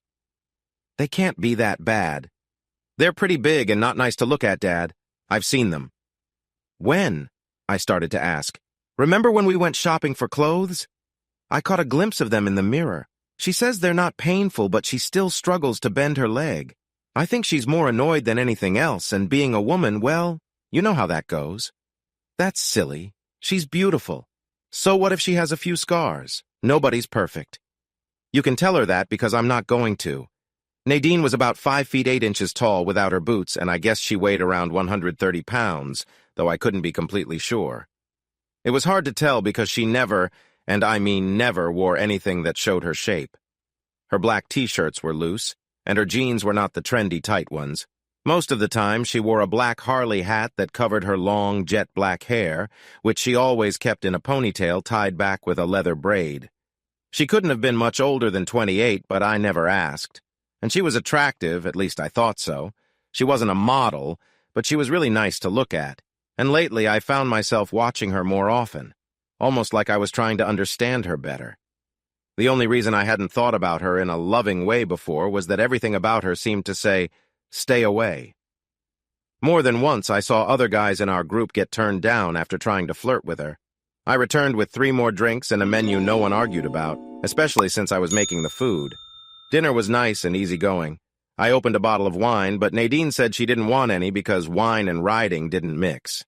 As it started to get dark, Nadine suggested we go up on the roof and watch the sunset.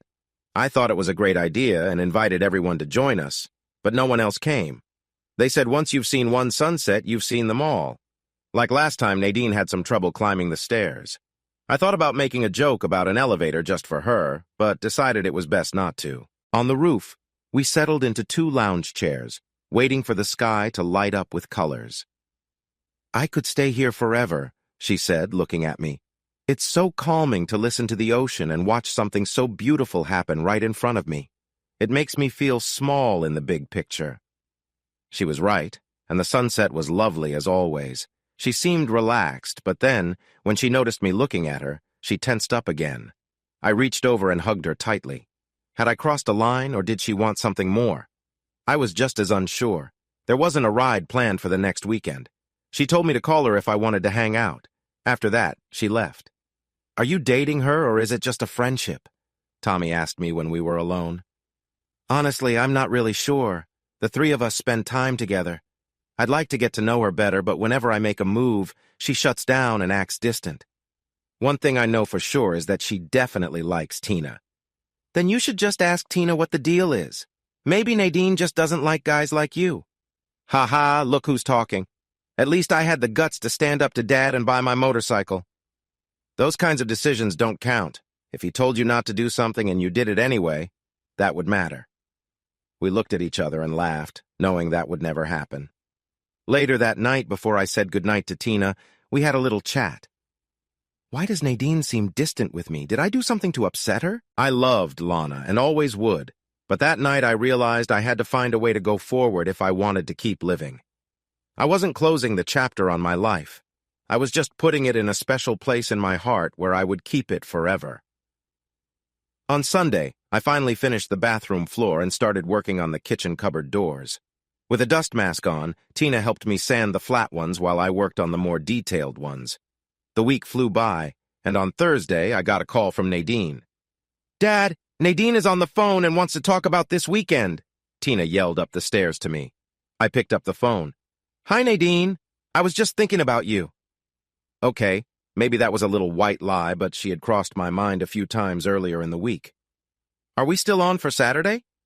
Absolutely, I replied, sounding very excited. I was thinking we could take a drive down A1A to St. Augustine. We can leave around 10 and arrive in time for brunch. I know the perfect restaurant. That sounds great. Is Tina coming with us? She can't make it this time. My parents are taking her to lunch and then to visit the naval base where my dad works. She wants to see one of the big ships. Dad arranged for her to check it out. There was a pause. Okay, I'll see you just before 10. We chatted a little more, but it felt like I had to pull every word out of her. Are we going for a ride this weekend? Tina asked. Nadine and I are. You and your grandparents are going to lunch? Mom and Dad wanted to meet her too. I was nervous waiting for her to arrive. I felt anxious, changing my pants and shirt twice before she came. By 9:30, I was looking out the window like a love-struck teen. Tina looked at me and shook her head in frustration. Finally, Nadine arrived 10 minutes after 10, taking away my nerves. Since it was her first time meeting my parents, I introduced everyone. Nadine smiled at my parents and then turned to Tina. "Tina, I'm sorry you can't come today," she told my daughter, making eye contact with me. We all walked downstairs. I hugged Tina goodbye. Nadine also hugged her and gave her some advice. "Have fun with your grandparents and don't let them talk you into joining the Navy." After that, Tina went back upstairs to where her grandparents were waiting. With that done, Nadine and I got ready to leave. The weather was perfect as we rode south along A1A, the ocean road. For a moment, I got lost in the beauty of the water, remembering our first week in the house before Lana got sick. The windows were open, and I could smell the salty air and hear the waves. It felt good to be alive. A beep from Nadine's horn brought me back. She said she needed a quick stop, so we pulled into a convenience store. "My coffee went right through me this morning," she said as she came out of the bathroom, putting on her sunglasses and helmet. I filled up my gas tank, and just like the Willie Nelson song says, we were on the road again 2 minutes later. Brunch was great. Nadine teased me a little when I told her I would pay for it. After we finished eating, we did some sightseeing, strolling down St. George Street and checking out the shops. I bought her a small charm for her bike, and she treated me to a chocolate. I had just pressed the gas to speed up when I noticed a car to my right speeding through the intersection. He must have been going at least 30 miles per hour when he hit my bike's front wheel. The impact destroyed my front wheel and sent me spinning. Some people say that time feels slow in moments like this, but it didn't for me or my bike. I don't remember my bike crashing into the side of his car or being thrown over the back of his Toyota.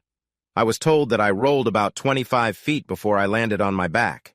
The whole accident took only about 10 to 20 seconds. I think I was knocked out when I hit the car or when I fell. All I can say is I was really grateful I had on my leather gear and helmet, and my crash bars did their job by taking the impact instead of my leg. The car finally stopped along with maybe 10 others. People were on their phones calling 911. I was in shock and unsure about what had just happened, but I hoped I wasn't dead or seriously hurt. I heard loud shouts and voices. A young guy kept saying how sorry he was. People around me told me not to move because I might have injuries inside. But as I checked my legs and arms, I knew they were fine. "Nadine!" I yelled, just as the first police car arrived with sirens blaring. I could hear at least one more in the distance, but I was mostly worried about her and whether she was hurt. One of the officers was trying to keep the crowd back when I finally spotted her out of the corner of my eye. She slipped under the officer's arm and reached me a moment later. Her tears fell as we just stared at each other, not saying a word. Then she hugged me tightly and whispered, "I thought you were dead." "Only the good die young," I said, trying to make a joke to ease the heavy moment for her. I tried to be tough, but I quickly realized that while I didn't have broken bones, I was pretty scraped up, and I was sore all over. As my head started to clear, I wanted to see my bike, but mostly, I wanted to get away from there. I knew that wasn't going to happen anytime soon. "Mr. Moore, please stay still until we can check if you've heard anything," said the paramedic. He put bandages on my elbow, knee, and shoulder.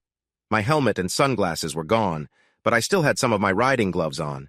Nadine just sat there looking at me with her big brown eyes, a blank look on her face. "Nadine, are you okay?" She didn't answer. "Can someone check on my friend? I think she needs help." "They didn't do anything. Something is wrong with her. Nadine, can you hear me?" Still nothing. I lost my cool. I sat up and wrapped my arms around her. "It's okay. Can you hear me? I'm fine. We're fine. Do you hear me?" She just stared into space. I kissed her, not a passionate kiss, but a gentle one to show I cared. The kiss I got back surprised everyone. It was full of emotion and deep feeling. "Well, it seems your girlfriend is okay too," the paramedic laughed. "We're taking you to the hospital. She can come with us or meet us there." I looked at her again. "I think she should come with us." One of the police officers said both bikes would go to the impound lot. "Is there any way someone can take my girlfriend's trike to the hospital?" They exchanged glances and promised to find someone to help me. Soon, we were in the back of the ambulance, sirens blaring as we left. Nadine stayed with me through all the exams and x-rays. I held her hand, stroked her cheek, and kept telling her it would be okay. I wasn't a doctor, but I could tell she seemed in shock. It took almost 2 hours for anyone to check on Nadine. They were mainly focused on me, but I was now more worried about her than myself. I was hurt, but I knew I would be fine. I wasn't so sure about her. She lost her husband in a motorcycle crash a couple of years ago, I told the doctor as he examined her, looked into her eyes, and checked her pulse. I think seeing me lying on the ground reminded her of everything that happened. You might be right, but there's nothing wrong with her body. She's upset about you. Just keep telling her you're fine. Once she sees that and understands you're okay, it should help her feel better. If that doesn't work, there are other doctors who can help with this kind of thing. Almost 6 hours after I got to the hospital, I was finally free to go. After talking to the police and finding out when I could get my bike back, we were done with it all. With some pain pills in my pocket, we walked out the front door hand in hand. We found her trike in the emergency room parking lot, parked in a handicap spot. Nadine still seemed a bit lost. We held hands and looked into each other's eyes, maybe wondering about what to do next. There was no way she could drive us home. I found her keys and helmet in the trunk of her bike. I had no idea where my helmet was. I helped her into the back seat with her helmet on, got on the trike, and quickly learned how to drive it. It looked like a motorcycle I had ridden before, but this one had a reverse gear. After a couple of tries, I finally got it moving and we drove up A1A towards Jacksonville and home. Several times I felt her arms wrap around me. Usually I'd turn around and say something or at least smile. But after everything that happened today, I was just glad to be okay and heading home.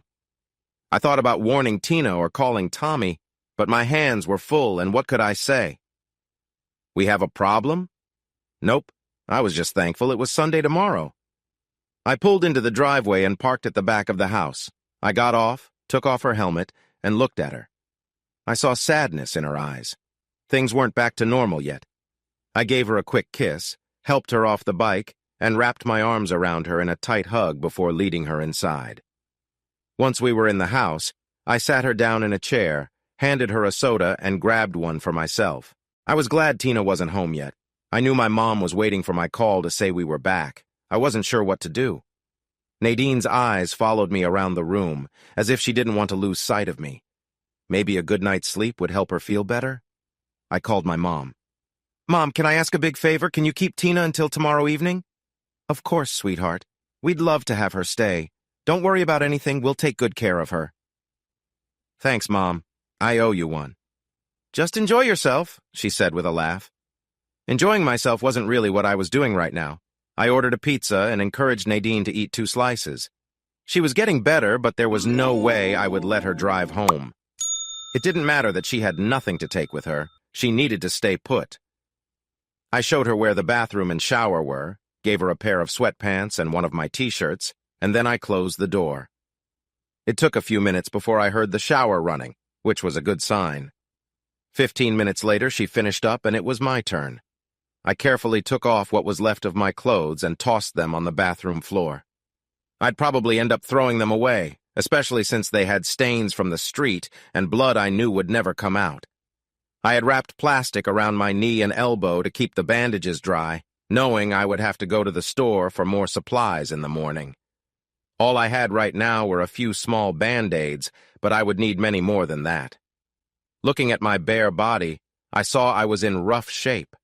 Scrapes and bumps covered my skin, and I already felt bruises on my right hip and shoulder that would likely be dark and painful soon. There might be more showing up later, but like my other injuries, I could cover them up from everyone, especially my family. Even parts not injured hurt when the water hit them. I tried really hard not to cry out in pain. I guess I wasn't as tough as I thought. I washed what I could until the stinging from the soap and warm water became too much to handle. Instead of rubbing my body dry with a towel, I just patted it softly to soak up the water. By the time I finished, I knew that towel would end up with my clothes in the trash since it was covered with blood. I was in pain, but I also whispered a little thank you prayer, grateful that things weren't worse. I managed to pull on some shorts, a sleeveless shirt, and sandals. My left arm was fine, but with the bandages on my right elbow and shoulder, getting dressed was tricky. As I said, I was hurting, but after taking another pain pill, I knew relief would come soon. When I was done in the bathroom, I looked for Nadine. After calling her name twice and not hearing a reply, I started to worry. I hoped she didn't try to leave. Then I remembered I still had her keys. After checking outside, I went back upstairs, knowing exactly where to find her. I grabbed 2 sodas from the fridge. Pain pills made drinking wine a bad idea, and headed for the roof. Climbing up the stairs was tough, and I quickly realized I would be very sore tomorrow. When I reached the top step and saw the open door, I knew I was right. Nadine was sitting in one of the loungers, looking out at the dark beach. The sun had set hours ago. The ocean breeze felt nice on my face. She turned around, smiled at me, and I handed her one of the sodas before sitting down next to her with a sigh. My body felt slow and weak like an old man's. It was quiet, dark, and almost calm as we sat together in silence. "I thought you were gone," she said with a shaky voice. Even in the dark, I could see her eyes starting to tear up. I took her hand and kissed it gently. She gasped softly. "I couldn't move. You were hit and thrown over that car before I could react. You were just lying there, still, and all I could do was stand and look at you. My legs wouldn't work, and my heart felt like it was going to break. Everything hit me all at once. Not again! People were yelling and gathering around you, and I felt so helpless. I am so sorry. When someone said not to touch you, I knew you weren't gone, but I was scared to check. I don't even remember moving towards you or what else was happening. I just saw that you were alive and hoped I wasn't imagining things like last time. I wanted to scream, shout, or laugh, but nothing came out. You were talking, but I heard nothing. I still don't really know what happened. All I knew was that you were alive and I hadn't lost you, too." I reached over and wiped the tears from her cheeks, then gave her a gentle kiss.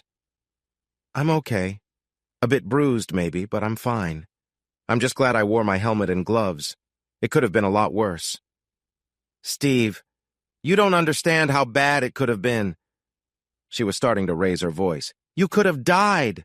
How would I explain that to Tina? She would have lost both her parents, and it would have been my fault." "Your fault? Nadine, I don't get it. I was there and did nothing just like last time. I stood still and Greg died while I did nothing. Now it's happening again to you." "Listen to me," I said, holding her face in my hands and turning it toward me. "You couldn't have stopped what happened. That kid was going too fast and made a mistake. I'm just glad I was far enough ahead. Otherwise, you could have been hurt too." I kissed her again, putting more feeling into it. "We're both okay, and in a couple of weeks, this will just be a memory we can try to forget." It was a while after midnight before we made our way down from the roof and back to my home. I wondered, as we walked down the stairs, where we would sleep, but she made that choice for us. I gave her a new toothbrush I had from my dentist, and after we both got ready for bed, she led me to my room. No, nothing happened between us, and honestly, I'm not sure if I could have. With the medicine I took and how sore I felt, I might have been able to, but it wouldn't have been special. What we did was share some soft kisses before falling asleep together. I woke up suddenly to some pain just after 9. I carefully pulled myself away from Nadine, which took a good 10 minutes. I got out of bed and made my way to the bathroom. I took 2 more pain pills and drank them down with a big glass of water. After rinsing my mouth, I climbed back into bed next to Nadine. I was curious about her. She was wearing my t-shirt, but that was all. I didn't want to upset her. If she wanted me to see, she would show me. Before I knew it, I drifted off to sleep again. I slowly woke up from a light sleep and, through partially closed eyes, saw a familiar face. This time, it wasn't Tina. It was Nadine. "How are you feeling?" she asked. "Sore, but okay." She smiled. "Did you sleep well last night?" I asked. "You snore, did you know that?" she told me with a playful nudge. "I don't snore. I never have." "Oh, really? I'm surprised your wife never mentioned it. Maybe it was the pain pills I took?" "Yeah, right. Try again." I thought about teasing her or maybe playfully grabbing her, but considering everything that happened yesterday, it was soft and nice, just long enough to make me feel good. "I'll be right back," she said, swinging her legs off the bed and heading to the bathroom. I heard the flush and the sound of water running. I didn't stare, but I noticed that Tina was right. Nadine had a nice figure. "Now, "Where were we?" she asked when she returned. Then we enjoyed a short happiness together for 30 minutes. Her big brown eyes showed me she was thankful for my quiet acceptance of how she looked. "Later, but first we need to eat," she said, guiding me toward the shower while wrapping her long hair in a towel. This morning's shower was just as hard as last night's. I didn't use the plastic wrap this time because I knew the bandages would get wet anyway. I still felt pain, even with the medicine, and I knew it would likely last for another week. We didn't take the motorcycle this morning. We used my car instead. We passed on Denny's since it was overcrowded and found a little diner a couple of miles down the beach that was nearly full. The coffee was good, and the bacon and pancakes were amazing. I gave up after 5 pancakes, 2 eggs, and 4 strips of bacon. Nadine hardly ate much compared to me. While I sipped my coffee, Nadine started the conversation. "Okay, what do we do next?" she asked, reaching for my hands across the table. "How about we go back to my place?" The look she gave me was surprising. "Seriously, what do we do next?" "Well, since we are now officially a couple, we can talk about what we want and what we like or don't like about each other. But we have another issue to consider. There's someone short with light brown hair who can be a real bother when she wants to be. Did you know she told me we've been a couple for months, even if we didn't realize it yet?" "Steve, I know how you feel about Tina, but there's something else we need to discuss, and I don't want to do it here." "Okay, that's fine. I'm full anyway. If I drink any more coffee, I might float away. Let's go back to my place and talk. Tommy will probably bring Tina back after lunch at Mom's, so we have at most 2 hours." We held hands quietly all the way back to my place. Once inside, Nadine kissed me and we sat on the couch in the living room. "Steve, I don't know how to say this easily, so I'll just say it. I might never be able to have kids." She paused, waiting for my reaction. "Did you hear? I might not be able to have children. The doctor said because of the accident, it might be hard for me to conceive. They mentioned in vitro fertilization if I decide to try to get pregnant, but that doesn't feel right to me. Since Greg passed away, I haven't considered marrying anyone or having kids. So if you want a lot of kids, I'm not the right person for you." She fell silent after that. "Nadine, I'm not looking for a lot of kids. One more could be nice, but it's not a deal breaker for me. I already have Tina, and if we wanted another, we could always think about adopting. Because of my leg, I can't ski, and I can't hike far either. I can dance, but it's tough for me to do other things. My leg will never be like it was before." She looked down, adding, "And it's not the prettiest sight." She was being honest with me, almost as if she was waiting for me to decide if this was too much to handle. So far, nothing seemed to be a deal-breaker. "I also keep in touch with Greg's parents. I'll probably always do that. I'm their only connection to their son who has passed." Tears were forming in her eyes again. "Nadine, I still talk to Lana's parents too. Tina has a wonderful relationship with them. I would never get between you and them. I just wouldn't. As for skiing, hiking, dancing, those things don't matter much to me. What I really want is to get to know you better. I know a bit about you, but I want to know a lot more. Honestly, Tina probably knows more about you than I do." "You're right. We've had some deep talks about you. She sees you in a way that I don't think you know. But what I found out is that you're her whole world. I don't think she could be any closer to you if she tried." I thought I understood that, but it was nice to hear it from her. "Well, Tina thinks very highly of you. She has told me several times to make a move and get closer to you. Why didn't you?"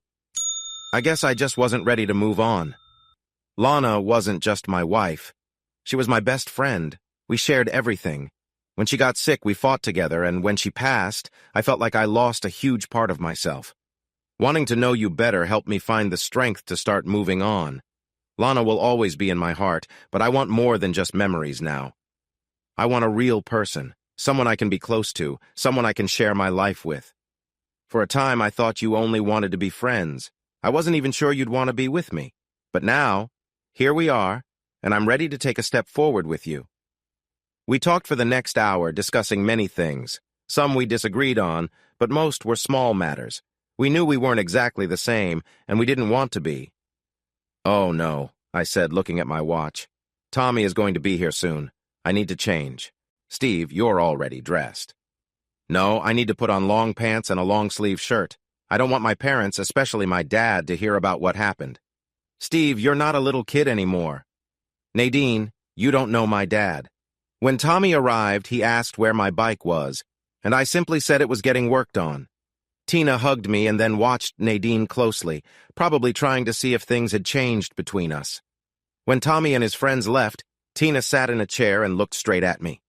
Okay, what happened? And where's your bike? Don't tell me it's being fixed. She was too smart for a girl who was almost 10. It just needed a bit of work on the front, that's all. On a Sunday? Dad, you're not talking to Uncle Tommy. Tell her, Steve, Nadine said, moving closer. Okay, but it was nothing serious. I just had a little accident yesterday. Before I could say more, Tina fired off a million questions, all about how I was doing. I'm fine. Just some scrapes and bruises. Nadine, against my wishes, told Tina everything that happened yesterday, even the hospital visit. Tina listened and then focused on just one thing. Wait a minute. Nadine, you spent the night? Nadine looked at me. I did, but we slept in different beds. Nadine, I'm not a kid anymore. Tina smiled big. So does this mean you two are a couple now? Nadine looked to me for help again. I guess we are, she told Tina. Way to go! Tina cheered, giving Nadine a high five. Wait until I tell Grandma. She's been so worried that Dad would never find someone again. Now she can relax. That's our job now. Tina and Nadine chatted excitedly for the next hour. Nadine stayed for dinner but then said it was time to go. I hate to ruin this nice evening, but I need to head home. I have work tomorrow and it's been a tough few days. She gave me a kiss that felt just like the ones from last night. I'll walk you out, I said. She hugged Tina and said goodbye. I walked her to her bike, kissed her again, and reminded her to be careful. Call me when you get home, okay? Don't worry, I will. I really want to keep what I just found. After she left, I spent the next hour answering Tina's questions about how I was feeling. That became a shorter topic when I asked her to help me change my bandages. My knee hurt, but my shoulder was worse. It had turned a bad mix of purple and black. It was time for another pain pill. I laid out some old towels on the bed so the blood wouldn't ruin my nice sheets. I was resting in bed when Nadine called. Miss me? You know I do. Why don't you come back and we can talk? So that's what you call it now? We need to know each other better, right? Steve, there's one thing we didn't chat about, but I think it's important. We're exclusive, right? No one else? Nadine, I said softly. Well, you won't know unless you ask. I just needed to be sure after this weekend, she replied. We've been together just about 6 months, right? And like Tina said, everyone knew except us. She laughed. I guess you're right. What are you going to do about your nice bike? I will call Allstate tomorrow, send them the accident report, and tell them where the bike is. I didn't really get a good look at it after the accident. Just how bad is it? Steve, let's just say you might want to start looking for a new bike. That bad? What I saw wasn't good. The front was pretty damaged, the left side was all scratched up, and the back tire and fender were bent. Like I said, it might be time for a new bike. You have good insurance, right? I do, but if they total my bike, it will cost me a lot more when I renew my insurance. It wasn't your fault. That doesn't change anything. An accident is still an accident no matter who caused it. I'll still be seen as a risk. It's not fair, but that's life. Love is different. It doesn't ask for much, but hopes for the same in return. We sat in silence after that. Call me tomorrow, okay? I could hear her feelings in her voice. You know I will. I fell asleep easily, probably from the 2 pain pills I took. I was glad I set 2 alarms because I hardly heard either when they went off. I almost skipped my shower since I was tired of hurting. Tina barely got ready for school on time. The next few days were busy. I filled my time with doctor's visits, meetings with the insurance agent, and trying to hide my injuries from my boss and family. Nothing stays hidden forever. Somehow my dad found out. He didn't say anything, but after talking to him the next weekend, I could tell he knew. I wasn't a kid anymore needing his approval, but I didn't want to worry him or my mom. Without my bike, Nadine and I spent a lot of time talking at home the following weekend. When Tommy invited us over to his house on Saturday night, I casually mentioned that Nadine would come along. I thought you two weren't dating? He asked. Things have changed, I said. Everyone liked Nadine. When the women went to the kitchen, I knew I was in trouble. Nothing good happens when women gather to chat, especially in private.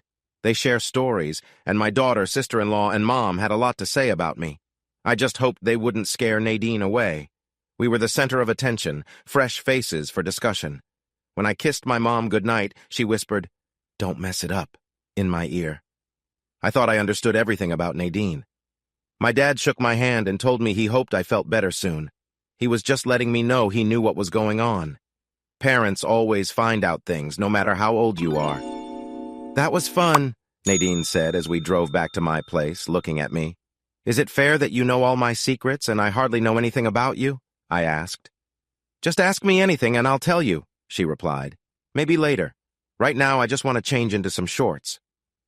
I wondered if Nadine would ever feel relaxed enough around me to wear something other than long pants. That's all I had seen her in so far. We hadn't talked about that night. Was she hoping to stay over? We weren't in high school anymore, so I knew it was okay, but it felt new. I didn't want her to think I was expecting it. I also had Tina to think about. "What's wrong?" she asked, walking into my house. I hesitated for a moment before finally asking her what she was doing later. "Oh, great, I was hoping you'd ask. Can I stay over? I just need to call my mom, but I know she'll say yes." Then she gave me that knowing look. "Steve, I'm not a mind reader. If you want something, just ask." I didn't respond with words, but with my actions. This time, I wanted to connect with her. I slowly moved my hand to her leg. When I felt her try to move my hand away, I whispered, "No, don't.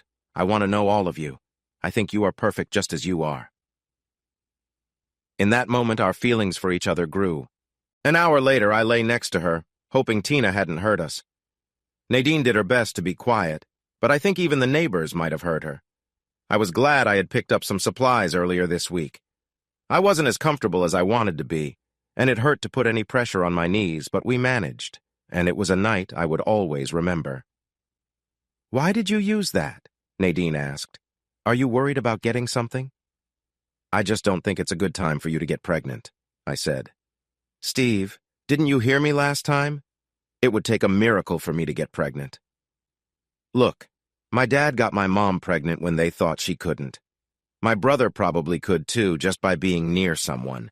Men in my family tend to have kids easily, and I don't think you want a baby right now, do you?" "That's exactly what I mean. You make a decision without talking to me first." She tried to look upset. "You want a baby?" I didn't say that either. "We need to talk about everything that involves the three of us." She was right. I wouldn't make that mistake again. I glanced at the clock and realized we had enough time for one more round. For a moment, I thought about Lana. The warm feelings and gentle kisses I shared with Nadine reminded me of the wonderful times I had with her. Guilt washed over me. "What are you thinking about?" Nadine asked, smiling. She sighed. "You really know how to please me. I'll give you that." "Nadine, I hope this doesn't upset you, but I have a personal question." "Go ahead. After what we just shared, there shouldn't be too many secrets left between us. Please don't take this the wrong way." I hesitated to continue. "When we're together, do you ever think about Greg?" "Wow, thinking about cheating on me with your late wife?" She looked serious, and I feared I had messed up. "Calm down. I'm just surprised I didn't call out Greg's name when I felt that rush." "So you're not mad?" "Steve, we both have pasts that include two amazing people. They were taken from us, or we'd still be with them. I think about Greg every day, and I know he'd want me to be happy. I bet you feel the same way about Lana. I'm just glad we have this chance to reconnect with what we had. But if I catch you thinking about that woman, Rita, who comes to the rallies, we'll need to talk." With that, everything felt all right again. It was Thursday afternoon when my insurance agent finally got back to me. "Steve, we took your bike to Daytona Beach Harley-Davidson for an independent estimate. Our adjuster already gave us a number, but we wanted a second opinion. So, what's the damage?" "You might not like it, but we've decided to total the bike. It would cost more to repair than it's worth." I was ready for that, but I didn't expect the payout number he mentioned. "Don, that's a couple $1,000s less than what it's worth. The bike has hardly any miles on it, and it cost more than $32,000 to build." "But Steve, you didn't pay $32 for it," he replied. "That doesn't matter. We're talking about its worth. Look, the bike is worth at least $30,000. I paid over $25, and you're offering me $22. If I get a lawyer to fight this, you'll end up spending even more than that before it's all finished. Let's meet in the middle.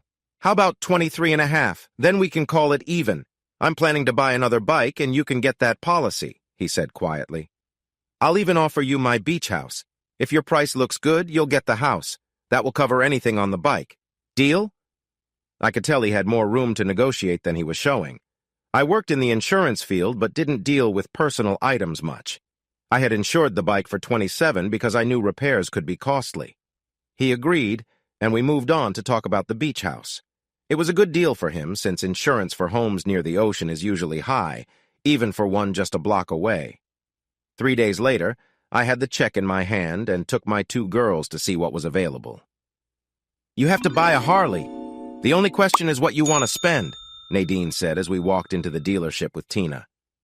I was thinking about a used bike, maybe 1 or 2 years old.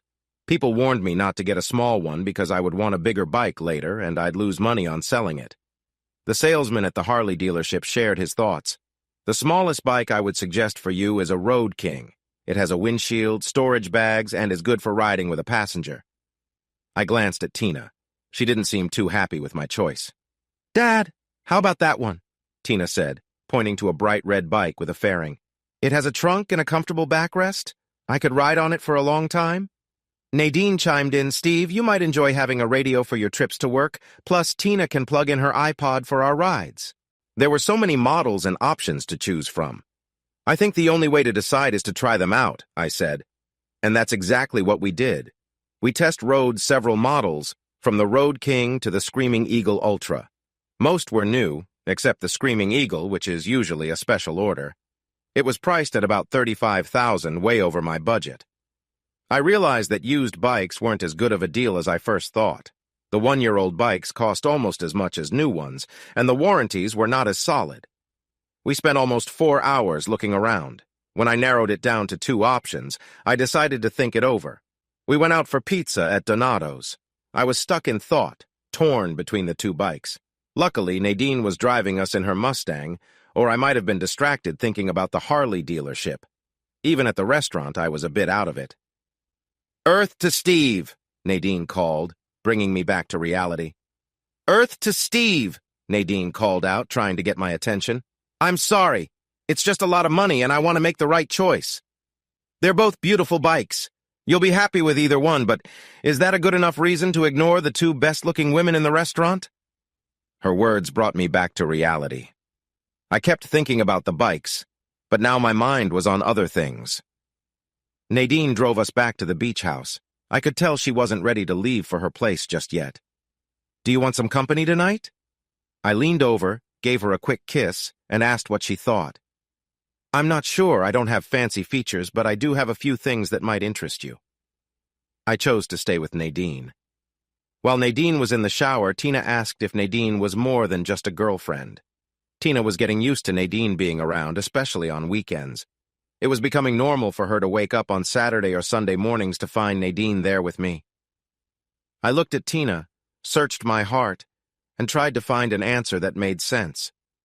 I care for her a lot, but that's a question I've been asking myself for weeks, and I really don't know how to answer it. Well, I like her, if that counts. It counted more than she knew. I found Nadine in her favorite spot at my house, upstairs on the rooftop deck. I handed her a glass of wine and sat down next to her on the lounger. I love this place. It's quiet and peaceful. I could spend my whole life up here, Nadine said with a happy sigh. Listening to the waves crashing on the shore and feeling the sea breeze reminded me of the day Lana and I first saw this spot. We were so happy then. Even when she was struggling with her illness, she still wanted to be here. I understood how much this rooftop meant to Lana, and now I felt the same way about Nadine. That night, Nadine and I didn't take our relationship to the next level. We kissed, talked, and kissed some more. I watched her fall asleep, just like I had with Lana so many times before. My thoughts were in turmoil. I wasn't trying to replace Lana. I was moving on. But why did it feel wrong?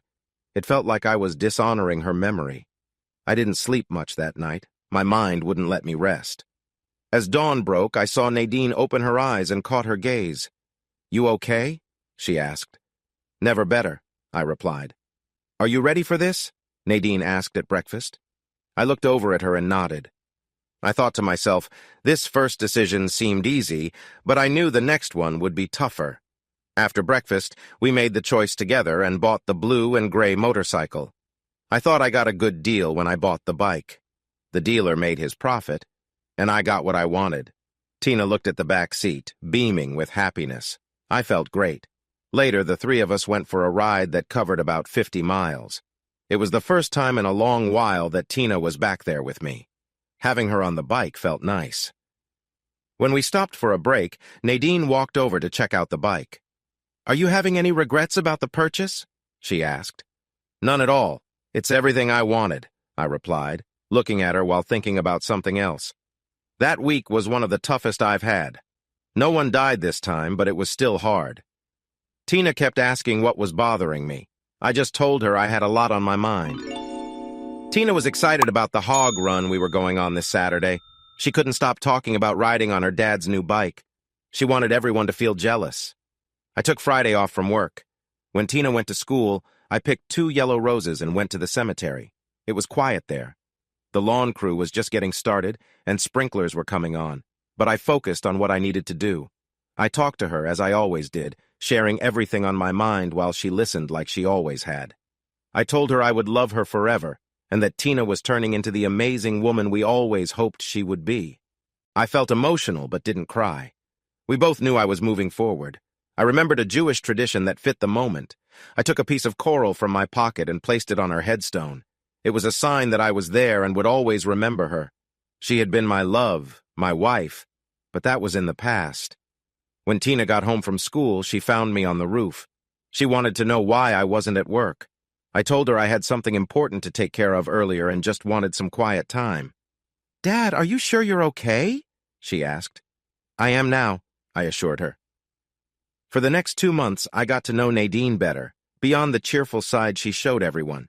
We still spent a lot of time together as a family, visiting both sets of parents for gatherings.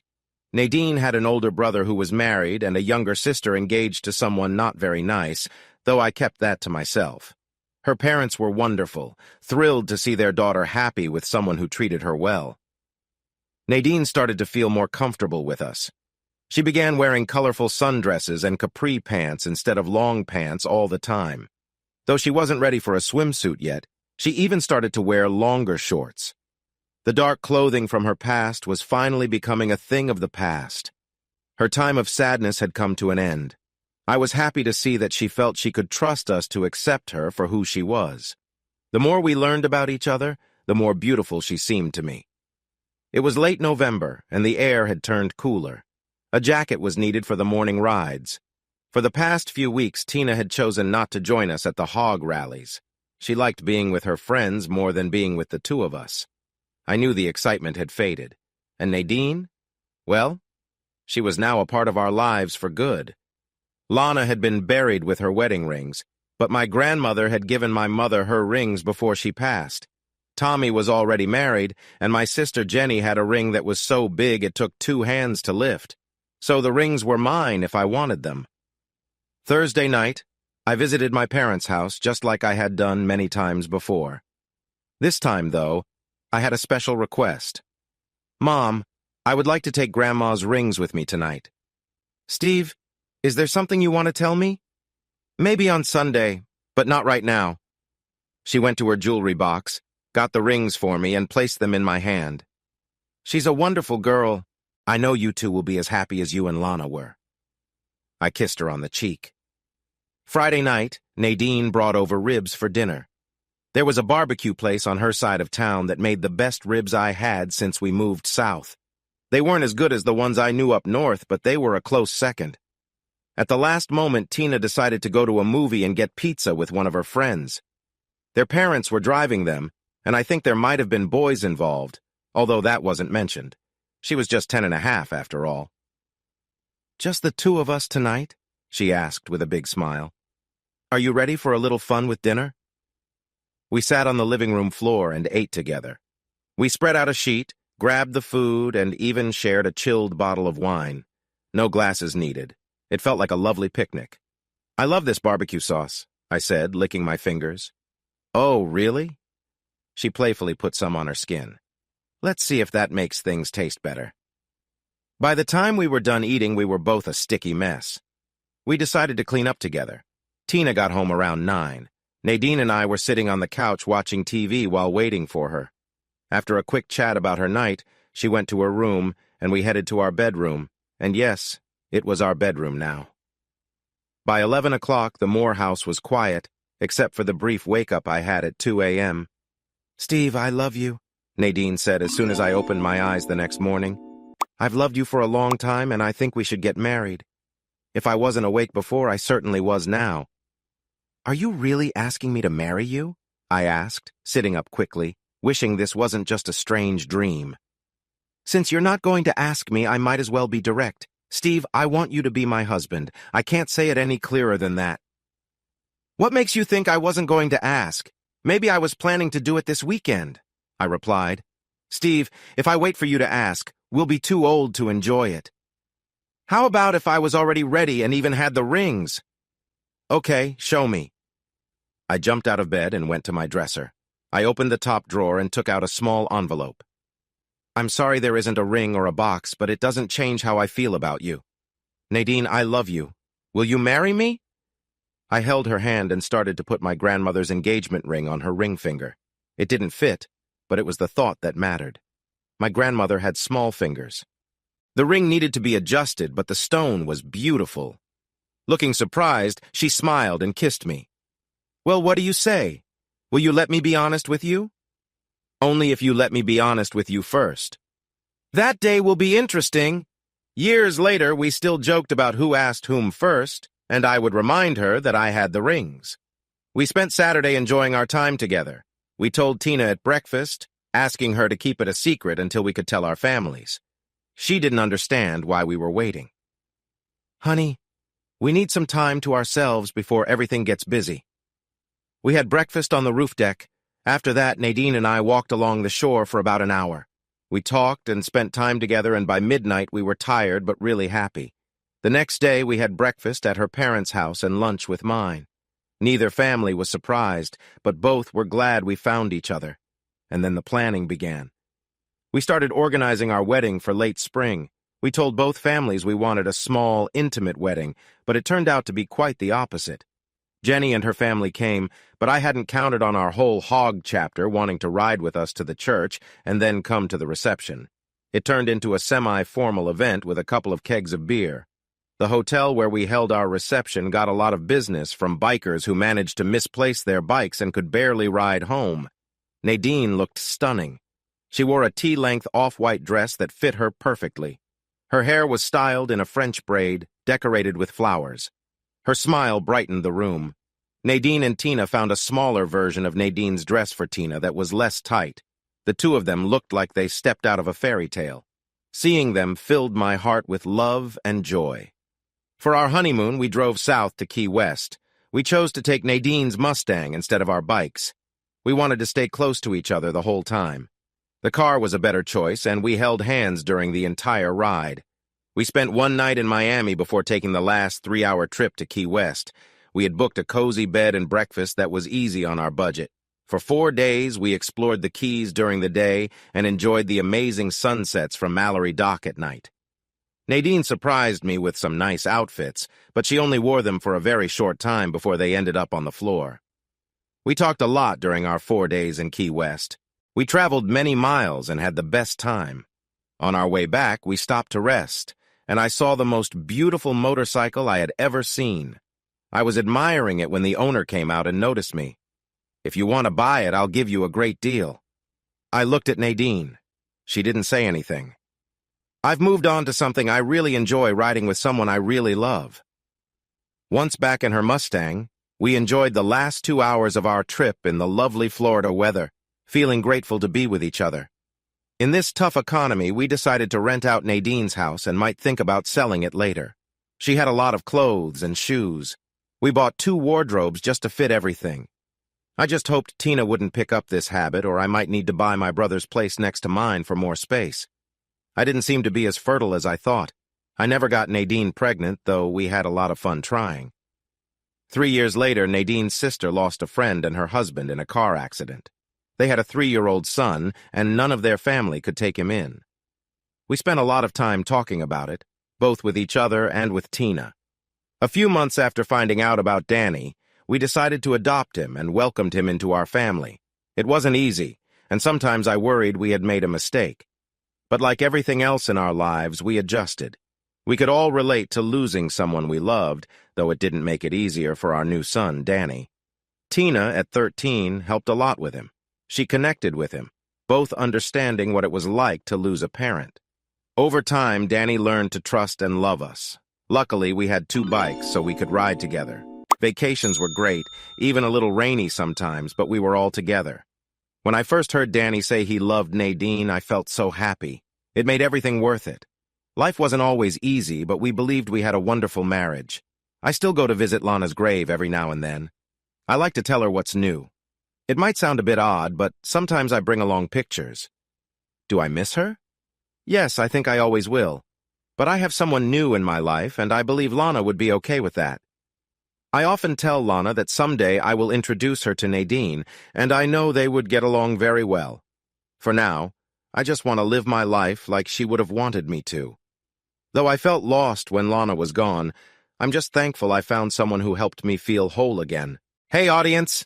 If you like this video and want to keep up with more thrilling stories, make sure to subscribe to Prince Cheating Tales and hit the notification bell. You don't want to miss out on our upcoming adventures. Thanks for watching, and we'll see you in the next wonderful story.